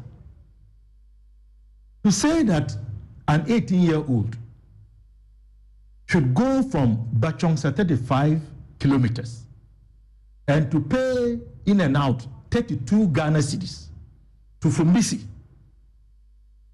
to go and register to vote, clearly it's a disincentive, and I'm being honest. Nana Komia argues that even this constituency of his, which is in the center, he still doesn't get the sense in what the EC is doing, because people have to pick about 2 different cars to get to the center where they should vote. That is the point. They should register. That is the point. So when we speak about voter suppression and the possibility, real possibility, that eligible voters are going to be disenfranchised because of the variables militating against easy access to access this right. He says there's a window. These are real. He says there's a window. After this process, limited registration, there's a window of the continuous registration up till we are going to go for elections. I disagree, and you raised that point, and I thought his explanation, I mean, for lack of a better word, was flimsy. It really was not grounded in any logic. I mean, it is your duty to register eligible voters. It should not matter what the quantum of eligible voters are, whether they are the estimated, I believe, about 1.4 million or more. That should not be the case. And you see, this is where I have a problem with the Electoral Commission and in particular the commissioners. They seem to have the penchant of imposing their understanding, their interpretation, and their perspective of what is a challenge and what is not on we the people who have the constitutional mandate to enjoy the right. But you, the you don't decide. They are not fair. You don't decide. You don't decide whether I should register this time to participate in a district level election or wait to register later on to participate in the national election. That is not your decision to make. Your job is to make it possible for me to register. When he's whether I register, his emphasis has been the sanctity of the electoral roll, which has been a problem since we started compiling voters' register. We will come to that. In fact, the sanctity of the electoral roll is a concern that is not only confined to the Republic of Ghana. You know that. Even in other jurisdictions. Even democracies that we look up to for best practices. There is always a challenge. So the point I'm making is that I am not convinced, and I don't think any Ghanaian is convinced, hearing what Dr. Shribo Kweku is saying. It is not too late for the right thing to be done. All we are asking for is this. Expand it. Let the registration centers devolve from your district offices to the electoral areas. If you were to do that, you will remove many of these impediments. We are not saying that by doing so, all of the impediments. Thank you. Let me take from Sule and Kofi. Can I take a question or two from you to Dr. Sribo Kweku to answer before he leaves us? Yes, beginning with you, Sule. Thank you very much, Samson. Maybe not directly questions, but just quick reactions. The first is the important point Dr. Kweku makes about the sanctity of the voters register. And I get the impression that when those of them at the EC talks about the sanctity of the register, they are looking at issues of, avoiding double names, double registrations, and whether people's biometrics have been adequately captured and so on. But in my view, when you talk about the sanctity of the register, it is also about the questions around, are all those who have to be on the register on?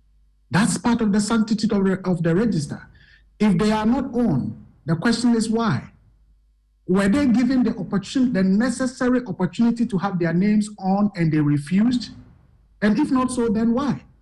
I believe that is also about the sanctity of the register. If you have to have 2 million people on the register, you have 1 million, and the 1 million is clean, their names are there, pictures are there, biometrics are there, and so on and so forth, we still don't have what we should have as a register.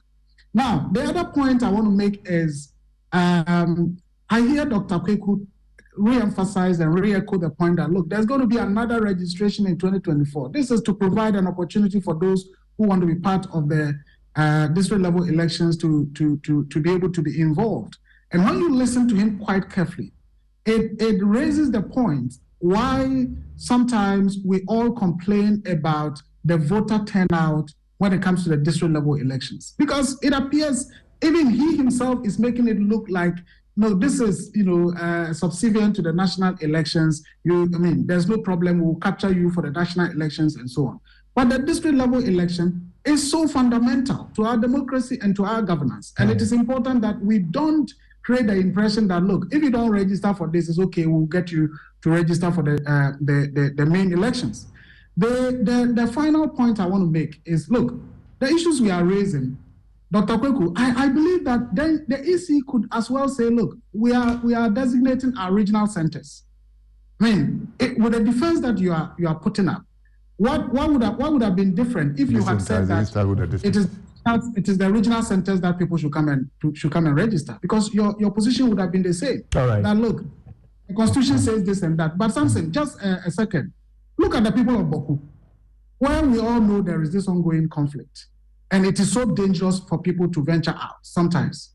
What is the EC doing to ensure that people in the Boku enclave, for example, are able to get to the EC's offices, which is in the central part of Boku, where we all know safety is an issue for people to register? Or is it the case that because of the situation there, it is okay if people are unable to register? These are the questions that we are talking about. Thank you, Suleiman. Yes, Kofi. Right. So I want to ask Dr. Sribo Kweku, does the EC accept that compiling a register does not always mean creating a new register or registering people afresh? Does the EC accept that? Kofi, they are not creating a new register. They are only adding to the existing list. So my question stands. You see, the EC always goes out and says, okay, come and register. New people should come and register, come and check. My point is that if you read the Constitution in Article 45 and you read CI 91 in 22, the word used is compile.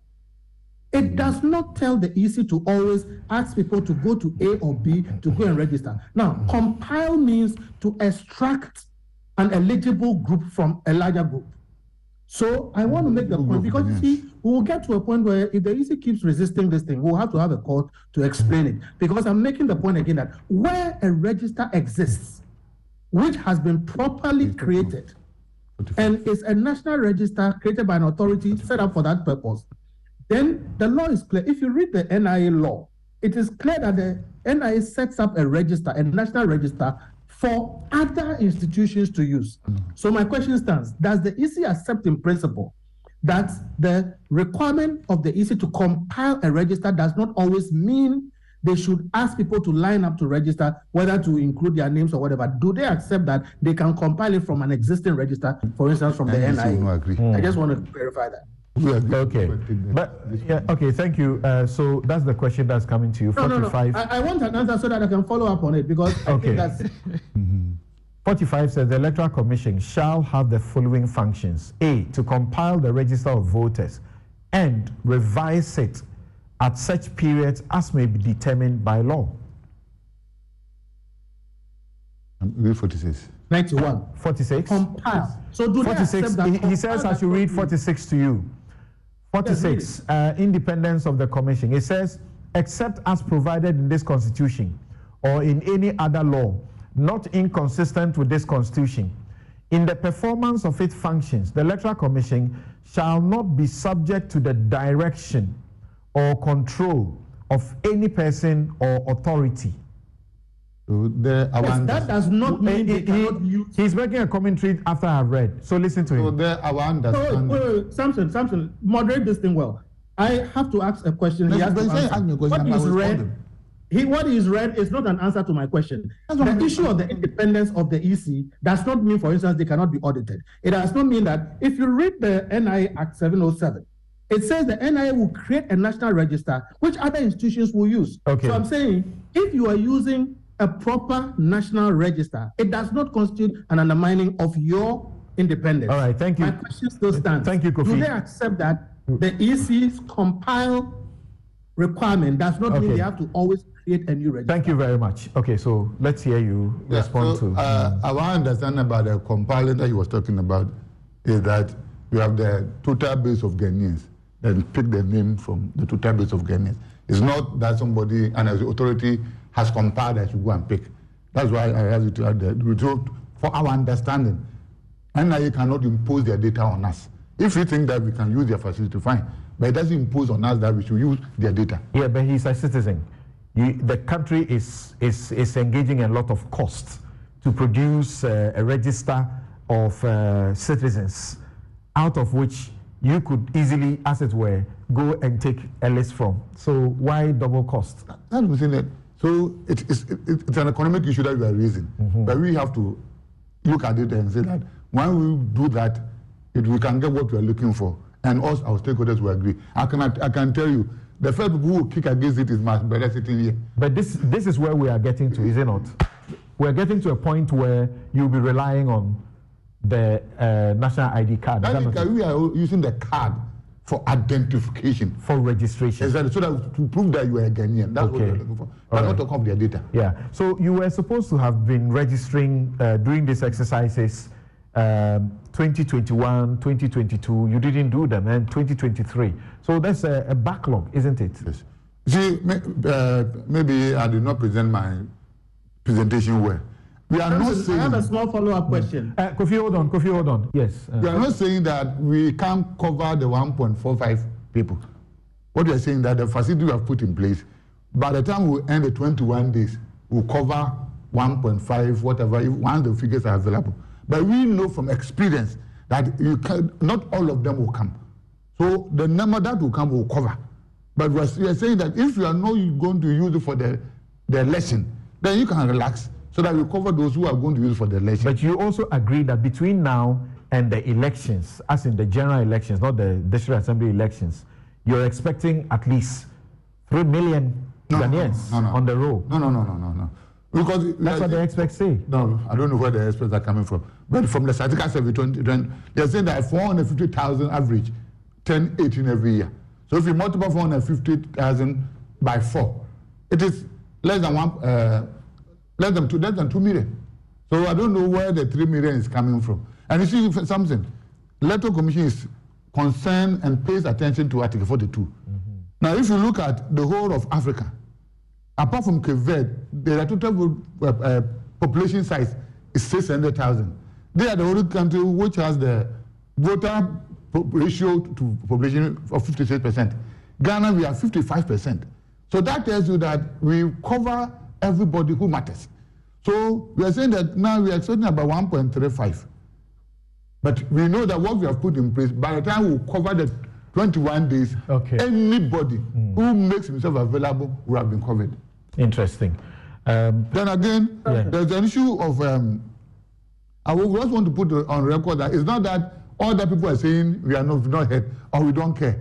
We care very much, but I said that we are combining the concern of the people and also against the sanctity of the register. We don't have enough time for us to put that we did in 2020. We need to pull out a lot of names from it. You are aware that even when just today, when I was coming, one of his guys called me that some people have invaded the place, so that the people in the queue are all mindless. So you've gone there to sack them. I know that they should tell this officer that that's not the work of the person. If the person thinks that the people are mindless, they should go through the process and challenge them. So the issue is that you may want to do that and go as many as you can, but you should also open your eyes and see intrusion from those who have already registered, those who are not 18 years, and those who are foreigners. So we are doing all this. But are you not better guaranteed of protecting the sanctity, removing minors and foreigners, if you took it closer to the communities than where they are coming 80 kilometers, 40 kilometers, 30-something kilometers to a center where they don't know each other, so they can't really object? Decentralization starts from the districts. So those who are saying we should decentralize, going to a district is a form of decentralization. 2, I was a region that in a particular district I won't want to mention, so in a region. In 2014, before the district level election 2015, we went to the electoral race. I went to a place with my district officer, who was an agent of that region. Then I saw the people in the queue. By my judgment, I think I read that they are too young. They can't qualify to be 18. So I called the agents of MPP and NDC to my place with the district officer. Why are you encouraging these people to raise her? What they told me was that you are looking at the people by their stature. But over here, we don't go fast, so they qualify. And I will bring you pictures of people who rated in 2020 for you to see whether by the which way we. Yeah. Then I think somebody was mentioning issue about voter turnout of this level election. You need to be in the register before voter turnout comes. So if you are not a registered voter, voter turnout doesn't come in at all. Yeah. So the more reason you should facilitate. No, I'm saying so. If you are not, it's good that we go by this and allow people to register, but don't bring voter turnout argument. The next issue. But voter turnout argument means that the people are already registered. So if you are not registered, we don't talk to you about the voter turnout issue. So I think an issue about commissioners being impeached, whatever, I don't think we have gotten there. Because everything they are doing, to me, they are doing what is right in protecting and also encouraging people to register. We made the facilities available. People should take advantage of it. We agree with the situation, but we have no choice. Kofi Bentil is qualified to be a judge. He says if he were a judge and this came to him, he will sanction the removal of the officers for misbehavior. The law says misbehavior, and then is incompetence. Not a judge. I also am. Anyway, but the last one before you leave us, the public. I'm not rational. The public is looking at something and they say these optics are really bad for the commission, for a state institution that appears to be spiting the courts. This is not good. What do you say? What has it done? That you have been served with injunction applications and you are still going on with the process. Have you seen it yourself? Or you've heard of it? Sitting here, I only heard that the lawyer was just served yesterday or so. So that's the contempt application. Even the first one has not been served on the commission. That's what I heard. And you see, at times in the media, you also sensationalize issues. That the people somebody going to serve and you are there covering those, and they were saying that they were not allowed in. They were allowed in. Called the bailiff. He was allowed in. The CCTV cameras would be there to show. So why was he not able to serve? No, but the issue that we are in exercise. Like right now, I'm eliminated from here. I'm going out and I will be out for 1 week. The commissioner, I don't think I will be served because I'm not the commissioner. That's right. You are the commissioners were all, and at that time I know one of them was at Savelugu. They were all moving. Said that we don't stop what we are doing because you are coming to serve us. So when you come to meet us, and because of that, they wrote to lawyer Manuvo, who handled our recent Supreme Court case, and we gave him the power that no, he should handle those issues whilst we are out doing our work. So nobody was run away. But I want to put on record that the bailiffs were allowed entry. They went there, but they couldn't meet the commissioners. That's why they couldn't serve them. So the story and the sensationalism from the joy that... But the injunction process, they don't need personal service. So that one is easy. So that one, they serve it before they brought this one. That my information that nobody was served. Oh, really? That's my information, and I don't think my information be wrong. Okay. And I think you can talk to Okay. Kofi, sorry. Just a second. Kofi, do it that quick and we take a break. We're done. We're at 11 o'clock. Yes. Now, the EC continues to say that it has a responsibility to make sure it creates and cleans up a register for the credibility of the register. Is it true? Does the EC accept that the NIA is better set up to create credible registers and not the EC? Because the EC is an elections commission. The NIA is a registrations authority. So in the pursuit of having a clean register, the EC is better off using the NIA because the NIA has more facilities to create, clean, and certify people's identification. Do they accept that? Yes, but Kofi, we know one fact. The NIA cannot impose its data on the EC, which is clear. Professor Kenneth Tefa has been very clear about this. They cannot impose it. Now, I'm not saying they should impose it. I'm saying if the EC is intent, if they want a clean and credible register, okay, if you know somebody can do a better job, they are not imposing. You should rather go to that source instead of trying to do it yourself all the time after 30 years of doing it, where you do it every year and you still have problems. My point is, we've set up an NIA which has better facilities for creating identification. Yes, Kofi, yes, that point has been made. And our money should not be wasted. They're doing the same thing by various other institutions. The law that sets up the NIA says that the EC, SNIT, NHIA, GRA, all of them, they can access the information or data from NIA by application.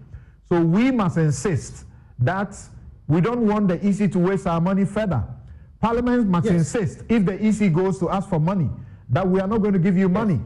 Go take the data from the NIA. But unfortunately, you and I know that the MPs, the politicians, will resist.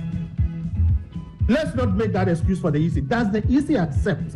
Because that resistance from the EC leads us to spend over 100 million every 4 years doing the same thing and doing it wrong. Kofi, I agree. To force them to do the right thing. You are absolutely right. We take a quick break, and when we return, we have two issues. We'll weigh which one we should deal with, or if we can deal with them a little briefly before we go. We're done with this subject. We have done up to the top of the hour and moving on. When we return, I'll read some of your messages to you. There are just too many of them. We'll be right back. This is Newsfile. I'm Samson Ladianyani, and my guest who is leaving us is the Director of Electoral Services, Dr. Sribo Kweku. Thanks to me is the fact that we are all human beings, and at times these things happen. You may have all what it takes to handle the situation, but when you are speaking to a matter and the feeling of how you feel comes on board, it's normal. And the most important thing is that I understand all the issues you are raising, and I'm in sync with it because I'm a true Christian. Now, you have a working relationship with Chief Bugre Nabu.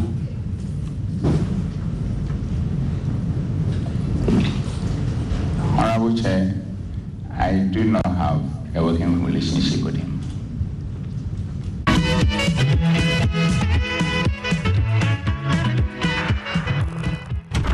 Oh, Charlie, close the window small. Your room be too bright, oh. Why, you be vampire where you know they like sunlight? Oh, my guy, my eyes. Behind the PC problem. In the sun problem. Common light bulb stuff. This no matter. I beg go Robert and Sons. Oh, yeah. Then my chick to him, I know correct. Where Robert and Sons sort them out sharp. Now, so stylish frames in the wrong. We go Robert and Sons right in. No, I was sitting inside proper. For over 25 years, Robert & Sons continues to provide specialist eye care for both adults and children. Locate us at Adabraka, Adenta, Kumasi, Osudankwa, Tema, Weja, and East Legon. Call 050-151-9111. Robert and Sons, seeing is believing. My way insurance, my way, Hi, my name is Nanama McBrown, and I want to encourage you to dial *165# on MTN to join the My Way family. My Way provides you and a selected family member a cover against death. As a policyholder, you will also have a cover against total permanent disability and hospitalization should you be hospitalized for more than 2 nights. Dial *165# and join the family. Sanya My Way. Kasa no way. My Way is a product of My Life and MTN Momo. Terms and conditions apply. Since inception, almost 100% of Ashesi University students have found jobs, started businesses, or gone on to graduate school within 6 months of graduation. From Accra to Nairobi, London to New York, Ashesi graduates are noticed and they are leading successful careers. If you dream of a rewarding life and career, an Ashesi education prepares you for just that. Learn more about applying to Ashesi at www.ashesi.edu.gh.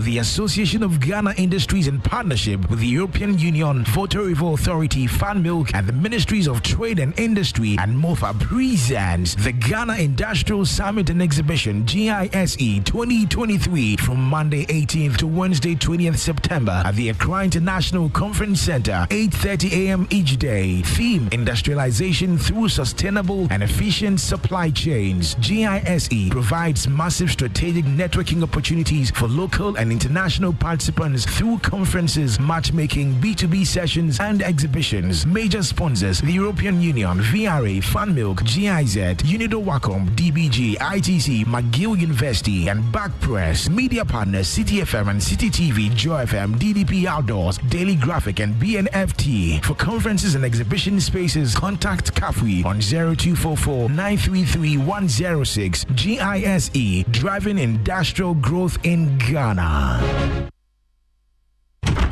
Oh, Charlie, close the window small. Your room be too bright, oh. Why, you be vampire where you know they like sunlight? Oh, my guy, my eyes. Behind the PC problem. In the sun problem. Common light bulb stuff. This no matter. I beg go Robert and Sons. Oh, yeah. Then my chick to him, I know correct. Where Robert and Sons sort them out sharp. Now, so stylish frames in the wrong. We go Robert and Sons right in. No, I was sitting inside proper. For over 25 years, Robert and Sons continues to provide specialist eye care for both adults and children. Locate us at Adabraka, Adenta, Kumasi, Usudankwa, Tema, Weja, and East Legon. Call 050-151-9111. Robert and Sons, seeing is believing. My way insurance, my way, my name is Nanama McBrown, and I want to encourage you to dial *165# on MTN to join the My Way family. My Way provides you and a selected family member a cover against death. As a policyholder, you will also have a cover against total permanent disability and hospitalization should you be hospitalized for more than 2 nights. Dial *165# and join the family. Sanya My Way. Kasa no way. My Way is a product of My Life and MTN Momo. Terms and conditions apply. The Association of Ghana Industries, in partnership with the European Union, Voter Review Authority, Fan Milk, and the Ministries of Trade and Industry and MOFA presents the Ghana Industrial Summit and Exhibition GISE 2023 from Monday 18th to Wednesday 20th September at the Accra International Conference Center, 8:30 a.m. each day. Theme: Industrialization through Sustainable and Efficient Supply Chains. GISE provides massive strategic networking opportunities for local and international participants through conferences, matchmaking, B2B sessions, and exhibitions. Major sponsors: the European Union, VRA, FunMilk, GIZ, Unido Wacom, DBG, ITC, McGill University, and Backpress. Media partners: City FM and City TV, Joy FM, DDP Outdoors, Daily Graphic, and BNFT. For conferences and exhibition spaces, contact CAFWE on 0244 933 106. GISE, driving industrial growth in Ghana.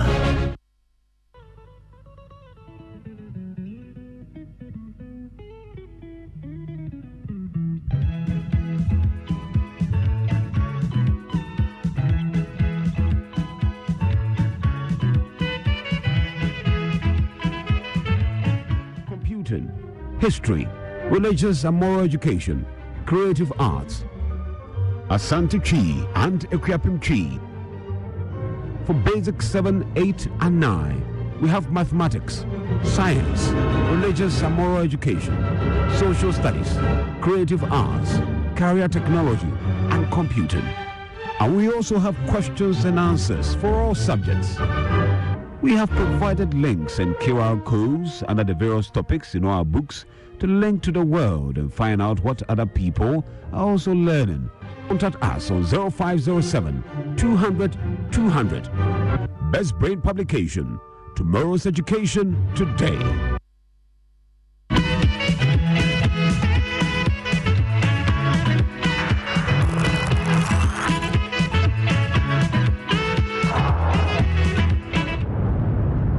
Currently, the judiciary is packed with NPP inclined judges because this government has carried out a deliberate policy of putting their people on the bench.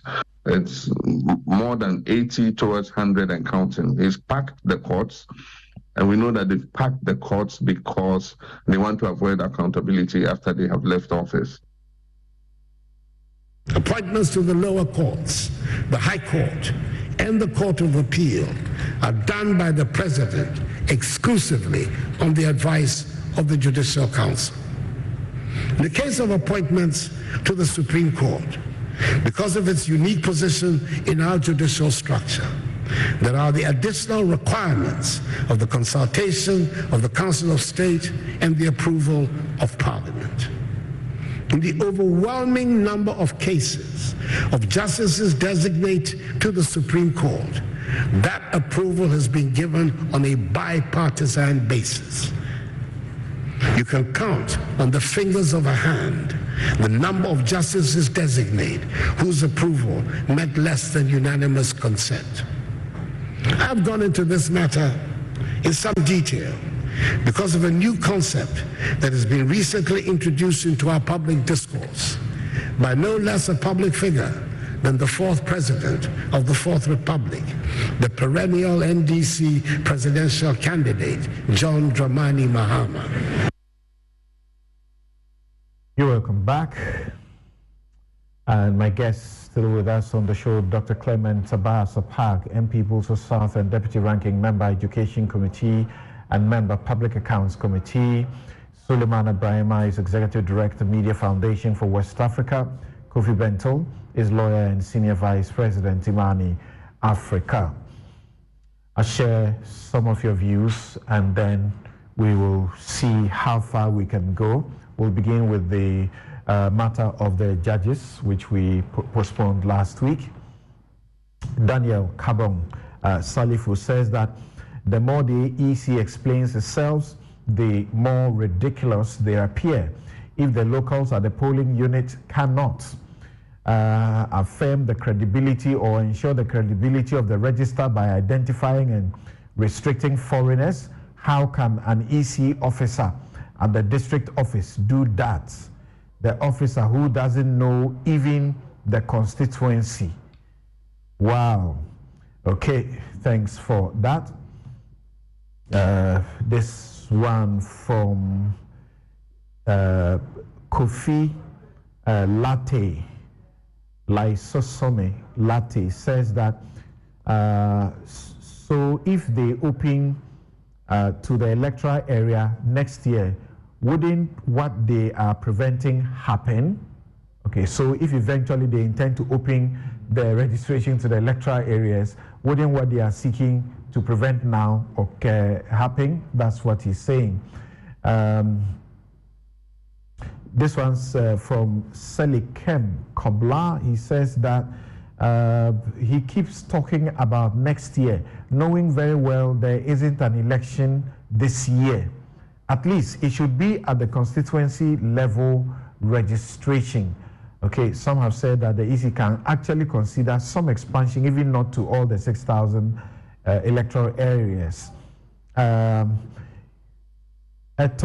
Teria says, ask the commission whether they have chanced on the Jean Mensah stake when she was an NGO.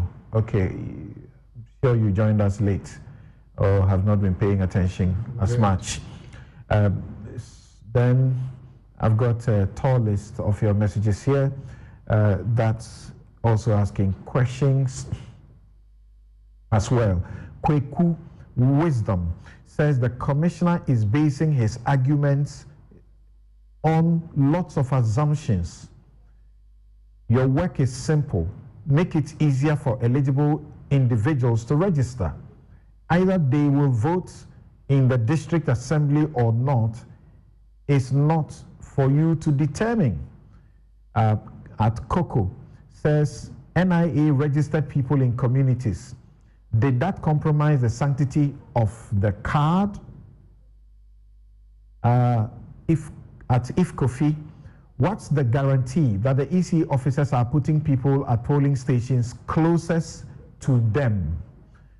Perez Ewonam, why is the EC rep on the show talking as if people shouldn't care about the district level elections? The EC cannot and must not be allowed to pick and choose which election citizens should partake in. They have no such right. Tanko Osman, Dr. Kweku, in summary, says their intention is not to register everyone who attained 18 years in the past 3 years. Your right to vote is being violated with pride. William NB says, so is he telling us the EC has decided to determine the number of eligible voters who should partake in the district level elections? Kojo Senyo, how does Dr. Srebo suggest to distinguish those who want to vote in the district level elections this year from those who will want to vote next year? Lots of questions there. If this one can be managed properly to capture many more, why bring to bear an extension that could have been dispensed with and at extra costs? What more detailed registration is Dr. Kweku talking about? At what cost? Why put people through this? Is he and the rest of the EC deputy commissioners aware of what challenges people are facing, particularly in a broke economy? Interesting questions. Kofi Adams says the EC can rely on the NIA card for registration, but the NIA data to extract in compiling a voter's register. A Ghanaian may register in Accra for an NIA card using his or her residence in Accra for that purpose, but will want to register to vote in his or her hometown in Bolsa South. The EC cannot sit in their offices to determine where a particular voter wants or qualified to be registered as a voter. The qualification for Ghana card doesn't include residing in a particular place for a number of months to qualify, but for voter registration, you need to prove residence for a minimum of 6 months in the polling station to register. Thanks, Kofi Adams. And he says again, the NIA registration does not make provision for agents to challenge registrants. Okay, but we know that it's rather a superior process in the vouching process. This one from Yakubu Ibn Chambers. We haven't heard from you in a long time. He says, educate me on why there has always been a friction between what is written in the law books and strict application and compliance. What can't laws be meticulously applied and followed in this country? Why do we wax lyrical with selfish political interests in this country? Who is wrong in the case of the EC and a section of the public regarding the limited registration exercise? Can the public have a universal resistance or acceptance of another of actions of state institutions for once? Okay, just questions. All right, thank you. And then this one, very interesting one, says that now that the EC has confirmed that their lawyers have been served with the processes, are they still continuing? If they want to be law-abiding, are they not supposed to stop as we have been educated? Thank you. Frank says, so is there nobody around the EC to tell them in the face that their persistence in transigence does not build good faith and a threat to consensus building? NIA is a creature of law for the sole purpose of identifying Ghanaians, just as the EC. The NIA is funded by the taxpayer. The most logical and most cost-effective way of compiling voters' register is to rely on NIA data where there are gaps, mop up using limited registration. Why do we behave as if God created our sense of reasoning differently from our counterparts in advanced democracies? It is sad. Okay, thank you. Sorry, I can imagine you will appreciate that I should end the text messages here. NIA registration law makes provision for a challenge process. So that claim is actually not true. The NIA registration process makes provision for a challenge process. You are on Newsfile. It is your most authoritative news analysis platform.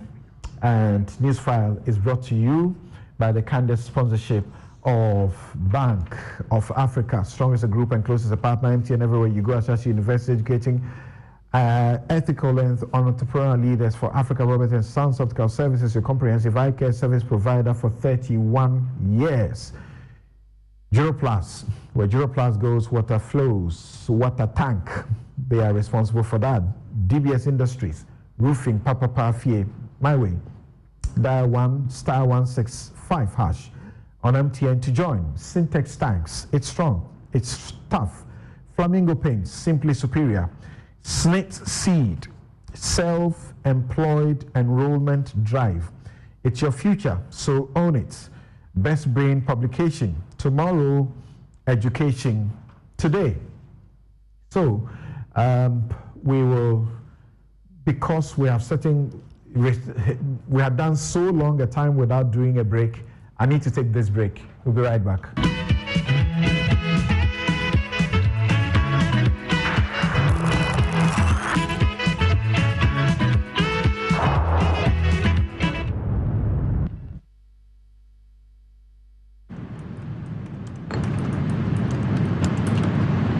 You want to talk business? Meet me in the Onboard Lounge. Betway is your gateway to a theme park full of gaming excitement. A whirlpool of wonder where your favorite games come to life. Where you can take to the skies with max payouts that reach into the millions. All in the palm of your hand. Visit betway.com.gh. Terms and conditions apply. Betway is regulated by the Gaming Commission of Ghana. No under 18. Bet responsibly. Betway. Bet your way.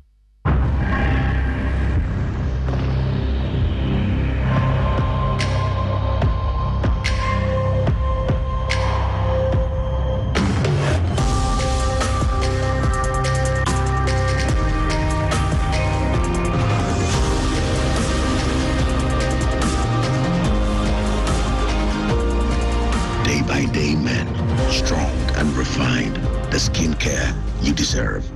Dream.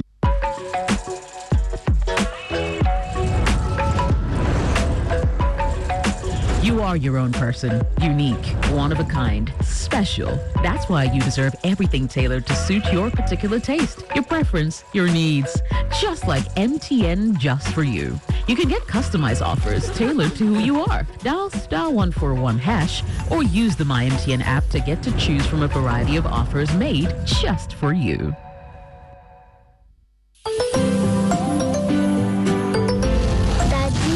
Daddy, this tank is big. Yes, that's true. It can store a lot of water. That's so true. Wow, it has a working tortoise on it. That's so true. I can see S-I-N-T-E-X. Syntax. That is so true, my daughter. When it falls down, it will spoil. That's not true. But why? Yay! Syntex was the first to introduce double-layer tanks in Ghana. Syntex again was the first to introduce white inner layers in Ghana. Syntex gives you the biggest warranty, 7 years. No matter your water needs, Syntex is the answer. Syntex tank. Are you strong? Are you tough? Number 1 from here, 2 and 3 from here, 5 and 6 from here. For now.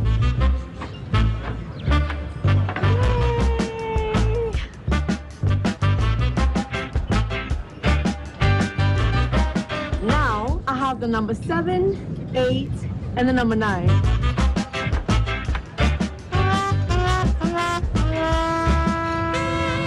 You need number 10.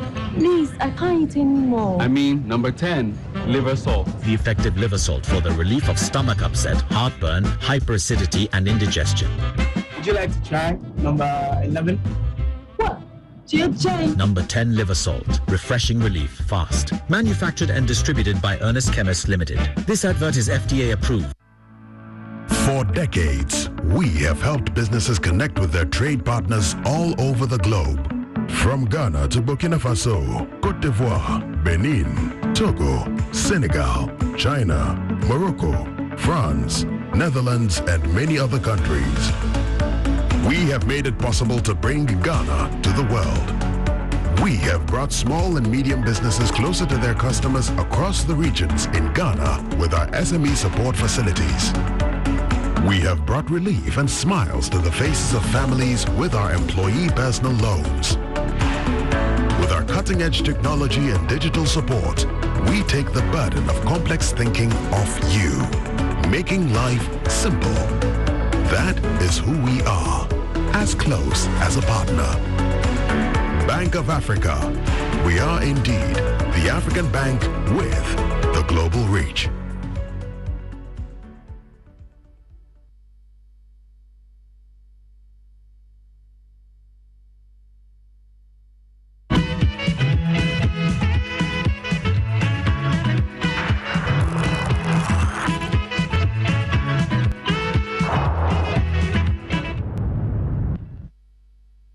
All right. Thank you very much for staying with us. This news file is your most authoritative news analysis platform. And here on News File, we put Ghana first. Now, let's get to ask questions about what John Mahama has been saying. And he also has received some responses from the President, Attorney General, the Ghana Bar Association President, former CJ, Sophia Kufu, and many others say that what John Mahama is propagating is dangerous.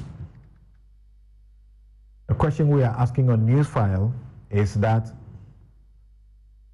those who are chastising him, are they simply playing the ostrich, or he rather is on a political smear campaign against the judiciary?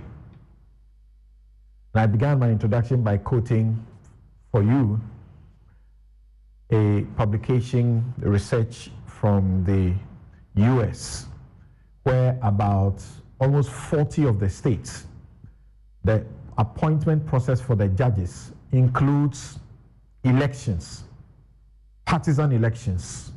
People must determine by their parties who should be, if you are winning in a particular state, you can know that you will be able to get, and which party's person or person sponsored who wins the head judge kind of job determines how their policies are able to make way. And this quotation is this, quote, "At both the state and federal levels, judges are increasingly seen as nakedly partisan." That's in the US. "Determining cases not based on the law, but the policy outcome their side prefers." That's their side, Republican or Democrat. In this regard, there's the possibility that the judiciary is returning to a 19th century standard where judges were widely viewed as partisan actors or nothing more than politicians in robes, end quote. Question is this our reality too? Or the NDC and John Mahama are just simply being sore losers? When they lose matters in the court, then they decide that this is the way to treat the judges. Let me begin with Kofi Bento, and I will also share with you what CJ Justice Aban in 2004 had to say, so that we bring some perspective to the discussion that we are having. He had to caution judges in this country, and he said, as judges, our role lies in the proper and honest adjudication of disputes arising out of the elections. Then he said, he actually cautioned them against, he says, we must steer the middle course and deliver justice according to law. It is by living in accordance with our judicial oath and having sufficient command of electoral laws and handling electoral disputes with honesty, efficiency, and speed that our roles as judges can promote the healthy development of our democracy. He was simply telling the judges not to be partisan, and he was plain. In due course, I'll quote a few more of the things that he had to say in 2004 in the circumstances. Kofi, the GBA conference, once again, the NDC people predicted that the GBA conference will be a platform that will be offered the president, the attorney general, to once again, as it were, lambast John Mahama. And remember, this is the second time that he's making these comments. What do you say?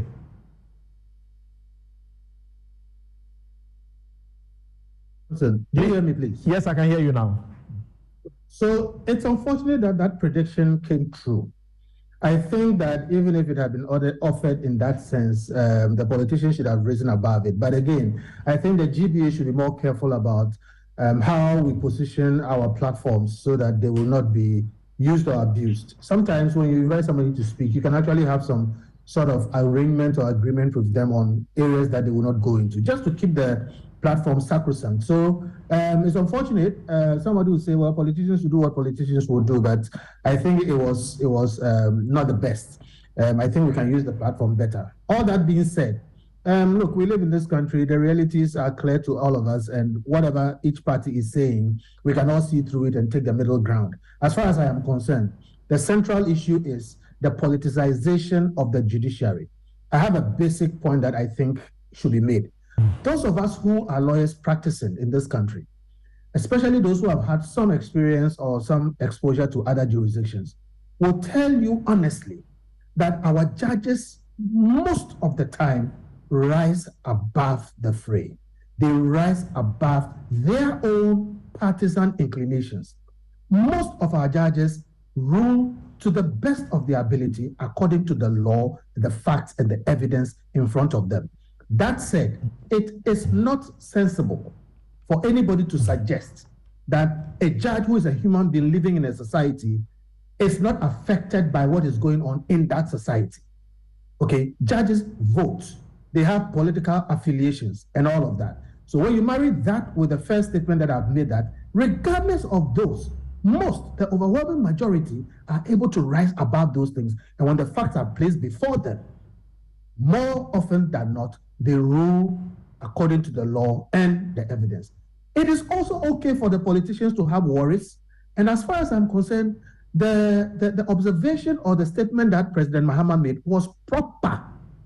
It was necessary for a person of his standing seeking to become president to make that observation and ask the kinds of questions he asked. Nobody should hold it against him when he suggests that this may be a problem. Of course, if he puts a political spin on it and says that the opponent or the other party is appointing judges, who believe in their political, whatever, and therefore for me, I think it's a matter of course. You don't expect that they will appoint people who believe in your, political, who belong to your political persuasion. So for me, that is not a problem. But what we should be saying, when you compare that to the extreme situation of the U.S. that you have read, is that we need to get to a point where, regardless of their political affiliation, we are getting judges or putting judges in place who will rule and continue to rule according to the law and then the evidence before them. So in a sense, it's a good conversation to have. Let us not pretend that it is not necessary, it is necessary, but let us continue to work towards the higher virtues so that we'll continue to have the kinds of justices that we have. In recent years, there has been cause for worry. There has been a lot of cause for worry. The 7 zeros were very difficult for some of us to appreciate. Even if you agree with somebody, sometimes your reasons are different. And we've all read, dissenting opinions and other opinions, whether in agreement or in dissent, where very interesting points are made. This 7-0, I concur, is worrying. And then when Mr. Dobelebo was run out of office unconstitutionally and unlawfully, some of us ran to court.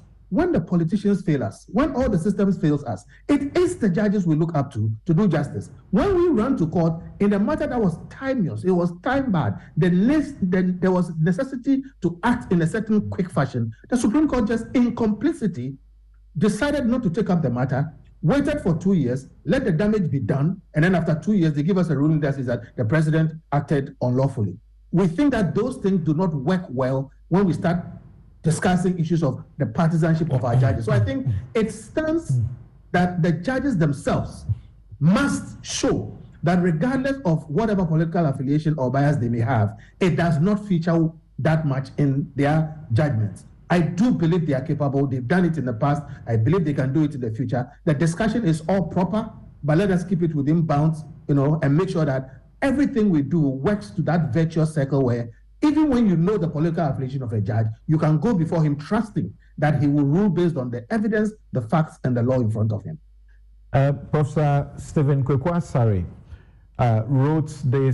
did this research, a research paper on, judicial accountability, checking the performance of the judiciary. And I'll just read a part of what he had to say from his research, and in that document to you at page 100, he speaks about accounting for judicial independence and accountability, and he says that structurally Ghana's constitution has a usual independence and accountability safeguards for the judiciary. So structurally there's no problem. But he has a problem at a certain level, which I'll share with you. He says, first, judicial power is vested exclusively in the judiciary. Second, neither the other branches of government nor any person is permitted to interfere with judges exercising their judicial power.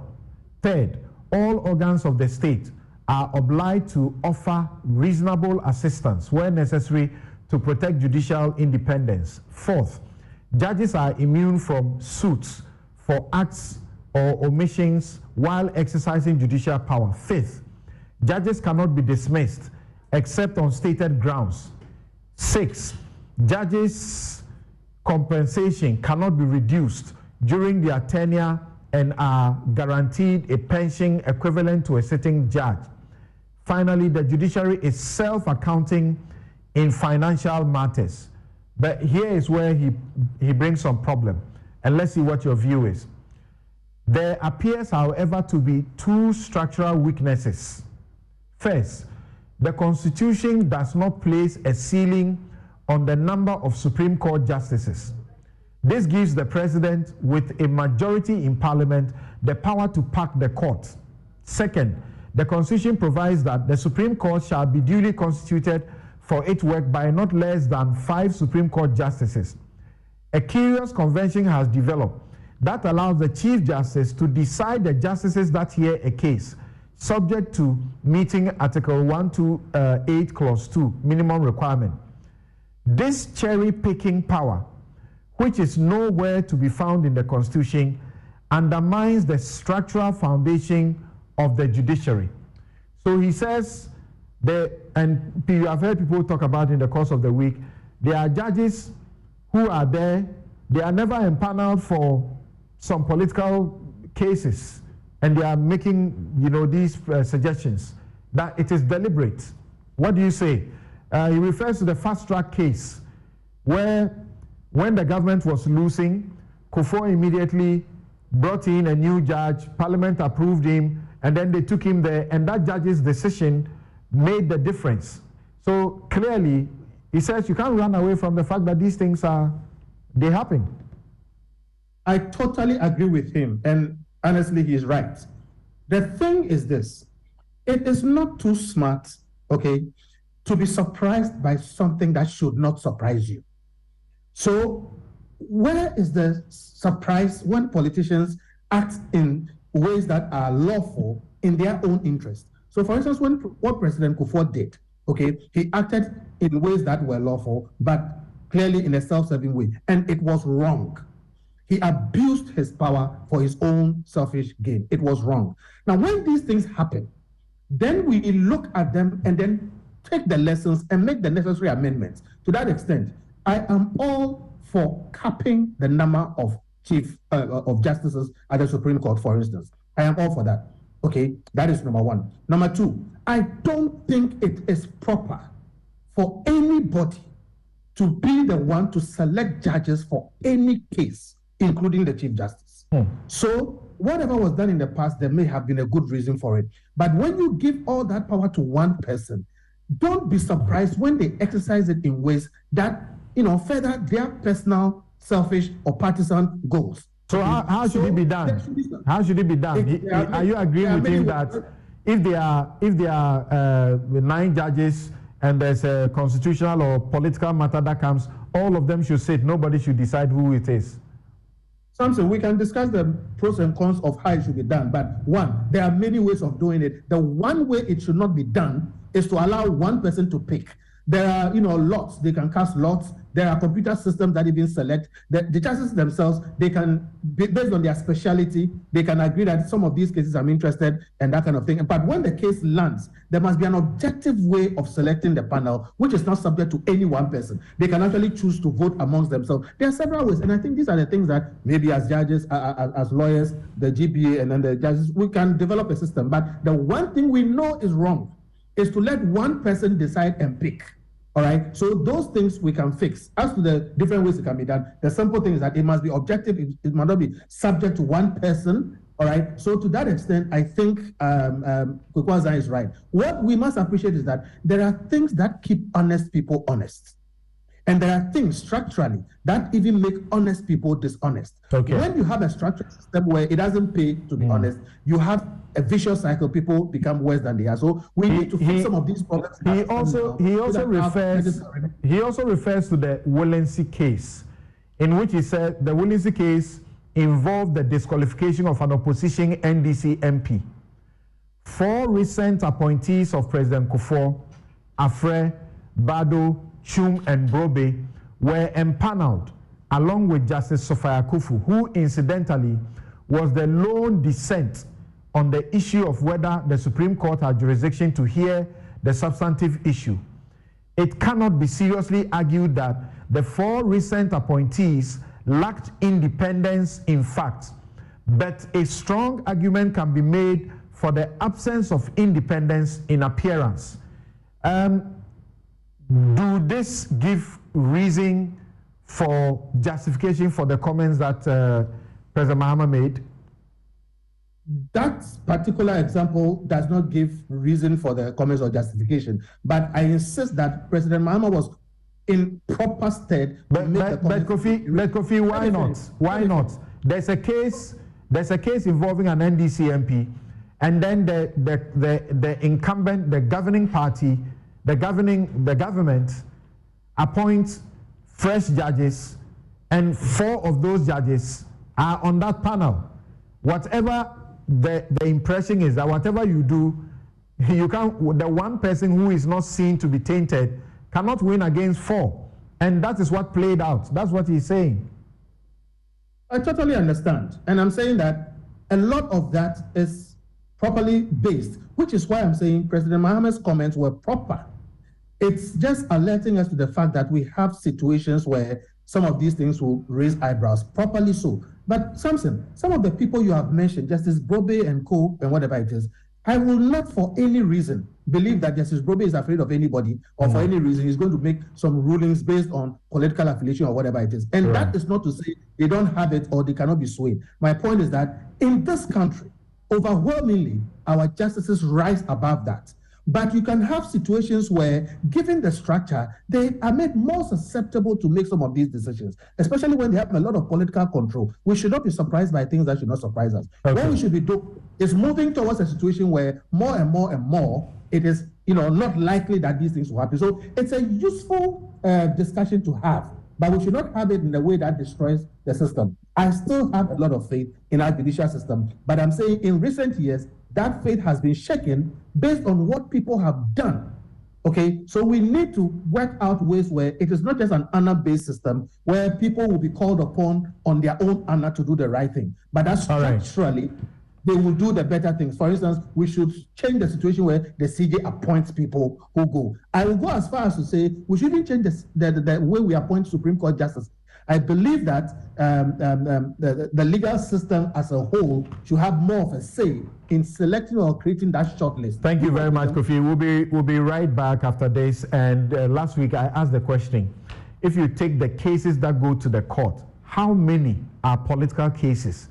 Giving reason why we should be having this discussion. How many of the cases are political cases?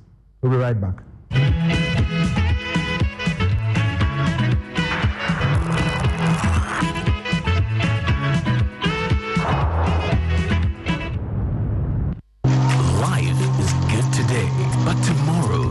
Different. You don't have to keep working or depend on your children during old age to live comfortably. When you level up, remember that things can change. You don't have to depend on others if an accident leaves you permanently disabled.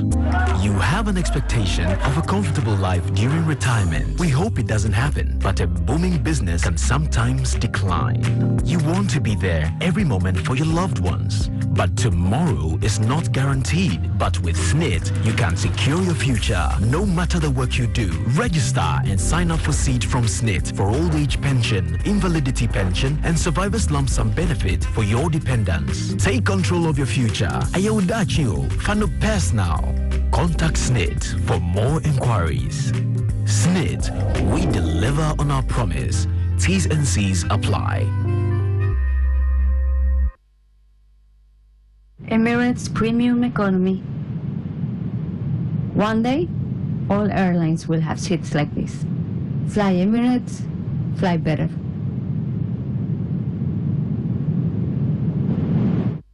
Ladies and gentlemen, we're going to demonstrate to you the superior properties of Flamingo paint. As compared to other paint brands on the market, we take equal quantities of Flamingo paint and this ordinary paint. We then dilute them with water. And now, let the test begin. The gentleman on the left is going to apply the ordinary paint, and the gentleman on my right will use the Flamingo Superior paint. As you can clearly see, Flamingo has the obvious better hiding. Furthermore, Flamingo has painted a much larger area. You know, one bucket of Flamingo paint is equal to several buckets of any other paint brand on the market. Flamingo paint is made with superior formulation to give superior durability, superior hiding, superior coverage. Flamingo paint, simply superior. Pascal's showing his boss the efficient new technology they've installed. She is pleased, but now she's asking, why is that still there? Pascal explains that the wells can store many, many messages. The boss is not so pleased anymore. If you haven't upgraded your contact center yet, it's time to get business done better with MTN Business. With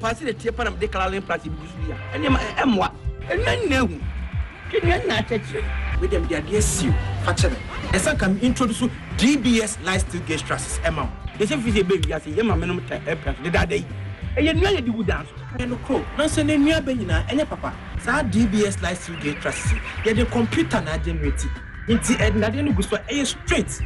And if it's a end, Nadine, they want to mean the end. A good answer, I feel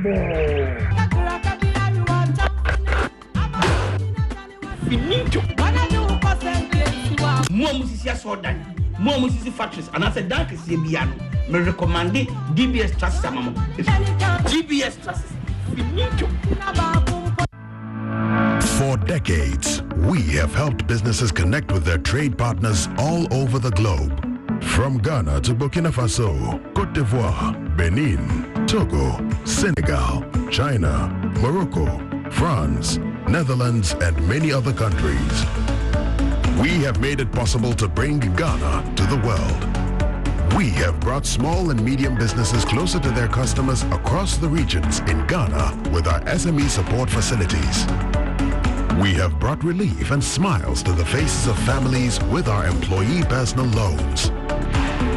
With our cutting-edge technology and digital support, we take the burden of complex thinking off you, making life simple. That is who we are, as close as a partner. Bank of Africa.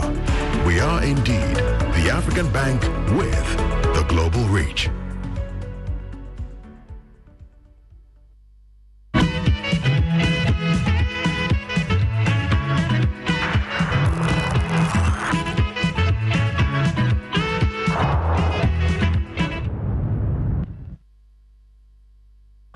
Welcome back. Suri, I can give you a minute and then I get to Dr. Park. In that article I'm talking about, he concludes by saying the qualitative summary of household, business, and political perceptions of corruption show that the structural independence foundation erected by the Constitution has probably drowned in the ocean of decisional independence. Is what the former president is talking about fair? And it's what the President Akufo-Addo, the Attorney General, and the GBA President, what they are telling him, is that not what we should be doing? Well, Samson, I think that we need to admit that increasingly every sector of our society, every state institution is getting quite partisan, and that must be worrying to all of us. And for the judiciary, I often say that when we lose the judiciary, that will be the end of our democracy and perhaps the end of our progress. And so it is important that we protect the sanctity of the judiciary. But the protection of it is not to criticize it when we see things going wrong. If indeed what we are observing is increasing appointment and packing the courts with judges who are inclined to a particular political tradition, we need to say it, just as it is said in the US and I believe elsewhere. I think my only problem with the former president's statement was to say that what we are observing is wrong. And when I get the chance to come to power, I would also do the same wrong thing. I think that is what I find fundamentally wrong. But for people to accuse him of raising the question about how judges maybe of a certain political orientation are getting appointed to the courts, I think that is fair. We need to have real debate about that. If you remember in 2018, I think, the revered Professor Raymond Atuguba did a study looking at about 100 cases that he classified as political cases. And at the end, the conclusion was that when you look at the cases and the judges who sat on the cases and who appointed those judges, the conclusion was you find that the judgments are always tilted towards the individual judges rule based on the inclinations to the persons who appointed them. And so we cannot rule it out that is not a problem. We need to talk about it, and that is the only way we can protect the sanctity of the judiciary. But to condemn him and say, oh, that is not true, and so on and so forth, I think that we also need to be fair. President Akufo-Addo perhaps knows very well that, he's appointed Justice Jehu, if that is the name, who told Parliament at the vetting committee that, he resigned from the party in 2020. What does it mean to say that I've resigned from a political party just about a year before I got appointed on the Supreme Court? What is happening within the police? Assuming this Commissioner Mensah had been appointed as IGP, and then people say, it is MPP-inclined people who have been appointed to lead the police. Okay. People would know it's not true. Nobody knows about his affiliation. Right. But I believe that given the position of the former president, there are certain things that he'll be privy to that we may not be privy to. But as I said, I don't think that the solution is to say that when I come, I will also... The president has answered, and within the fraternity, it's clear that judges have retired and so on, and the Lord just falls on him. He's just been lucky, so to speak, that he should fill the gap, and he's doing it. And it's the Judicial Council that come together and say these are the people, even though we know that those selections are not bound, nominations are not binding on him, according to the court's own decision, that the advice is not binding. How can you blame him? And when I talk about what he did, people say that may be allowed in America, but not in Ghana. Well, Samson, let's be honest and truthful. And I am happy that my co-panelists have all affirmed the fact that what John Mahama said is acceptable and that it was well intended. Except what he wants to do. Well, if you read the text of what he said critically, it is not conclusive. He was admonishing, quote unquote, NDC inclined lawyers to prepare themselves and get themselves in readiness. Prepare. So they should aspire to get Yes, aspire. So it's not automatic. To balance out. It is not automatic. But you see, we will be playing the ostrich if we deny that the concerns raised by President John Dramani Mahama, our flag bearer, are not legitimate. And I mean, my good brother just gave you the example of NS Jehu. He's not the only person. We can give several examples of people who overtly are MPP inclined, some who have held positions in the MPP, who have been appointed. Doesn't matter. You have been showing videos of people who were even on radio stations campaigning sort of for MPP who have become judges. But the truth also is that it is possible for one to not to be neutral, but be impartial. Yes, that is possible. But you see, when you look at some of the circumstantial pieces of evidence that we have, right, in terms of the way politically exposed cases are handled.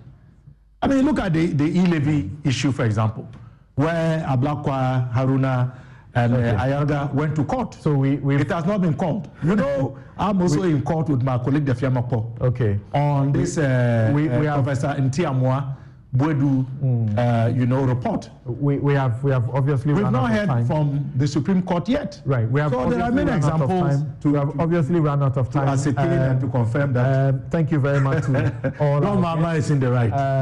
The Habitat EcoBank Joy News Habitat Fair is going on in Tema. The third mini clinic of the Joy News EcoBank Habitat Fair is showing, showering attendees with lots of goodies and discounts. This year, the event is making its debut appearance in the vibrant city of Tema. A diverse range of vendors is present, offering everything from land sales to pre-built houses and all the essentials for creating a comfortable home.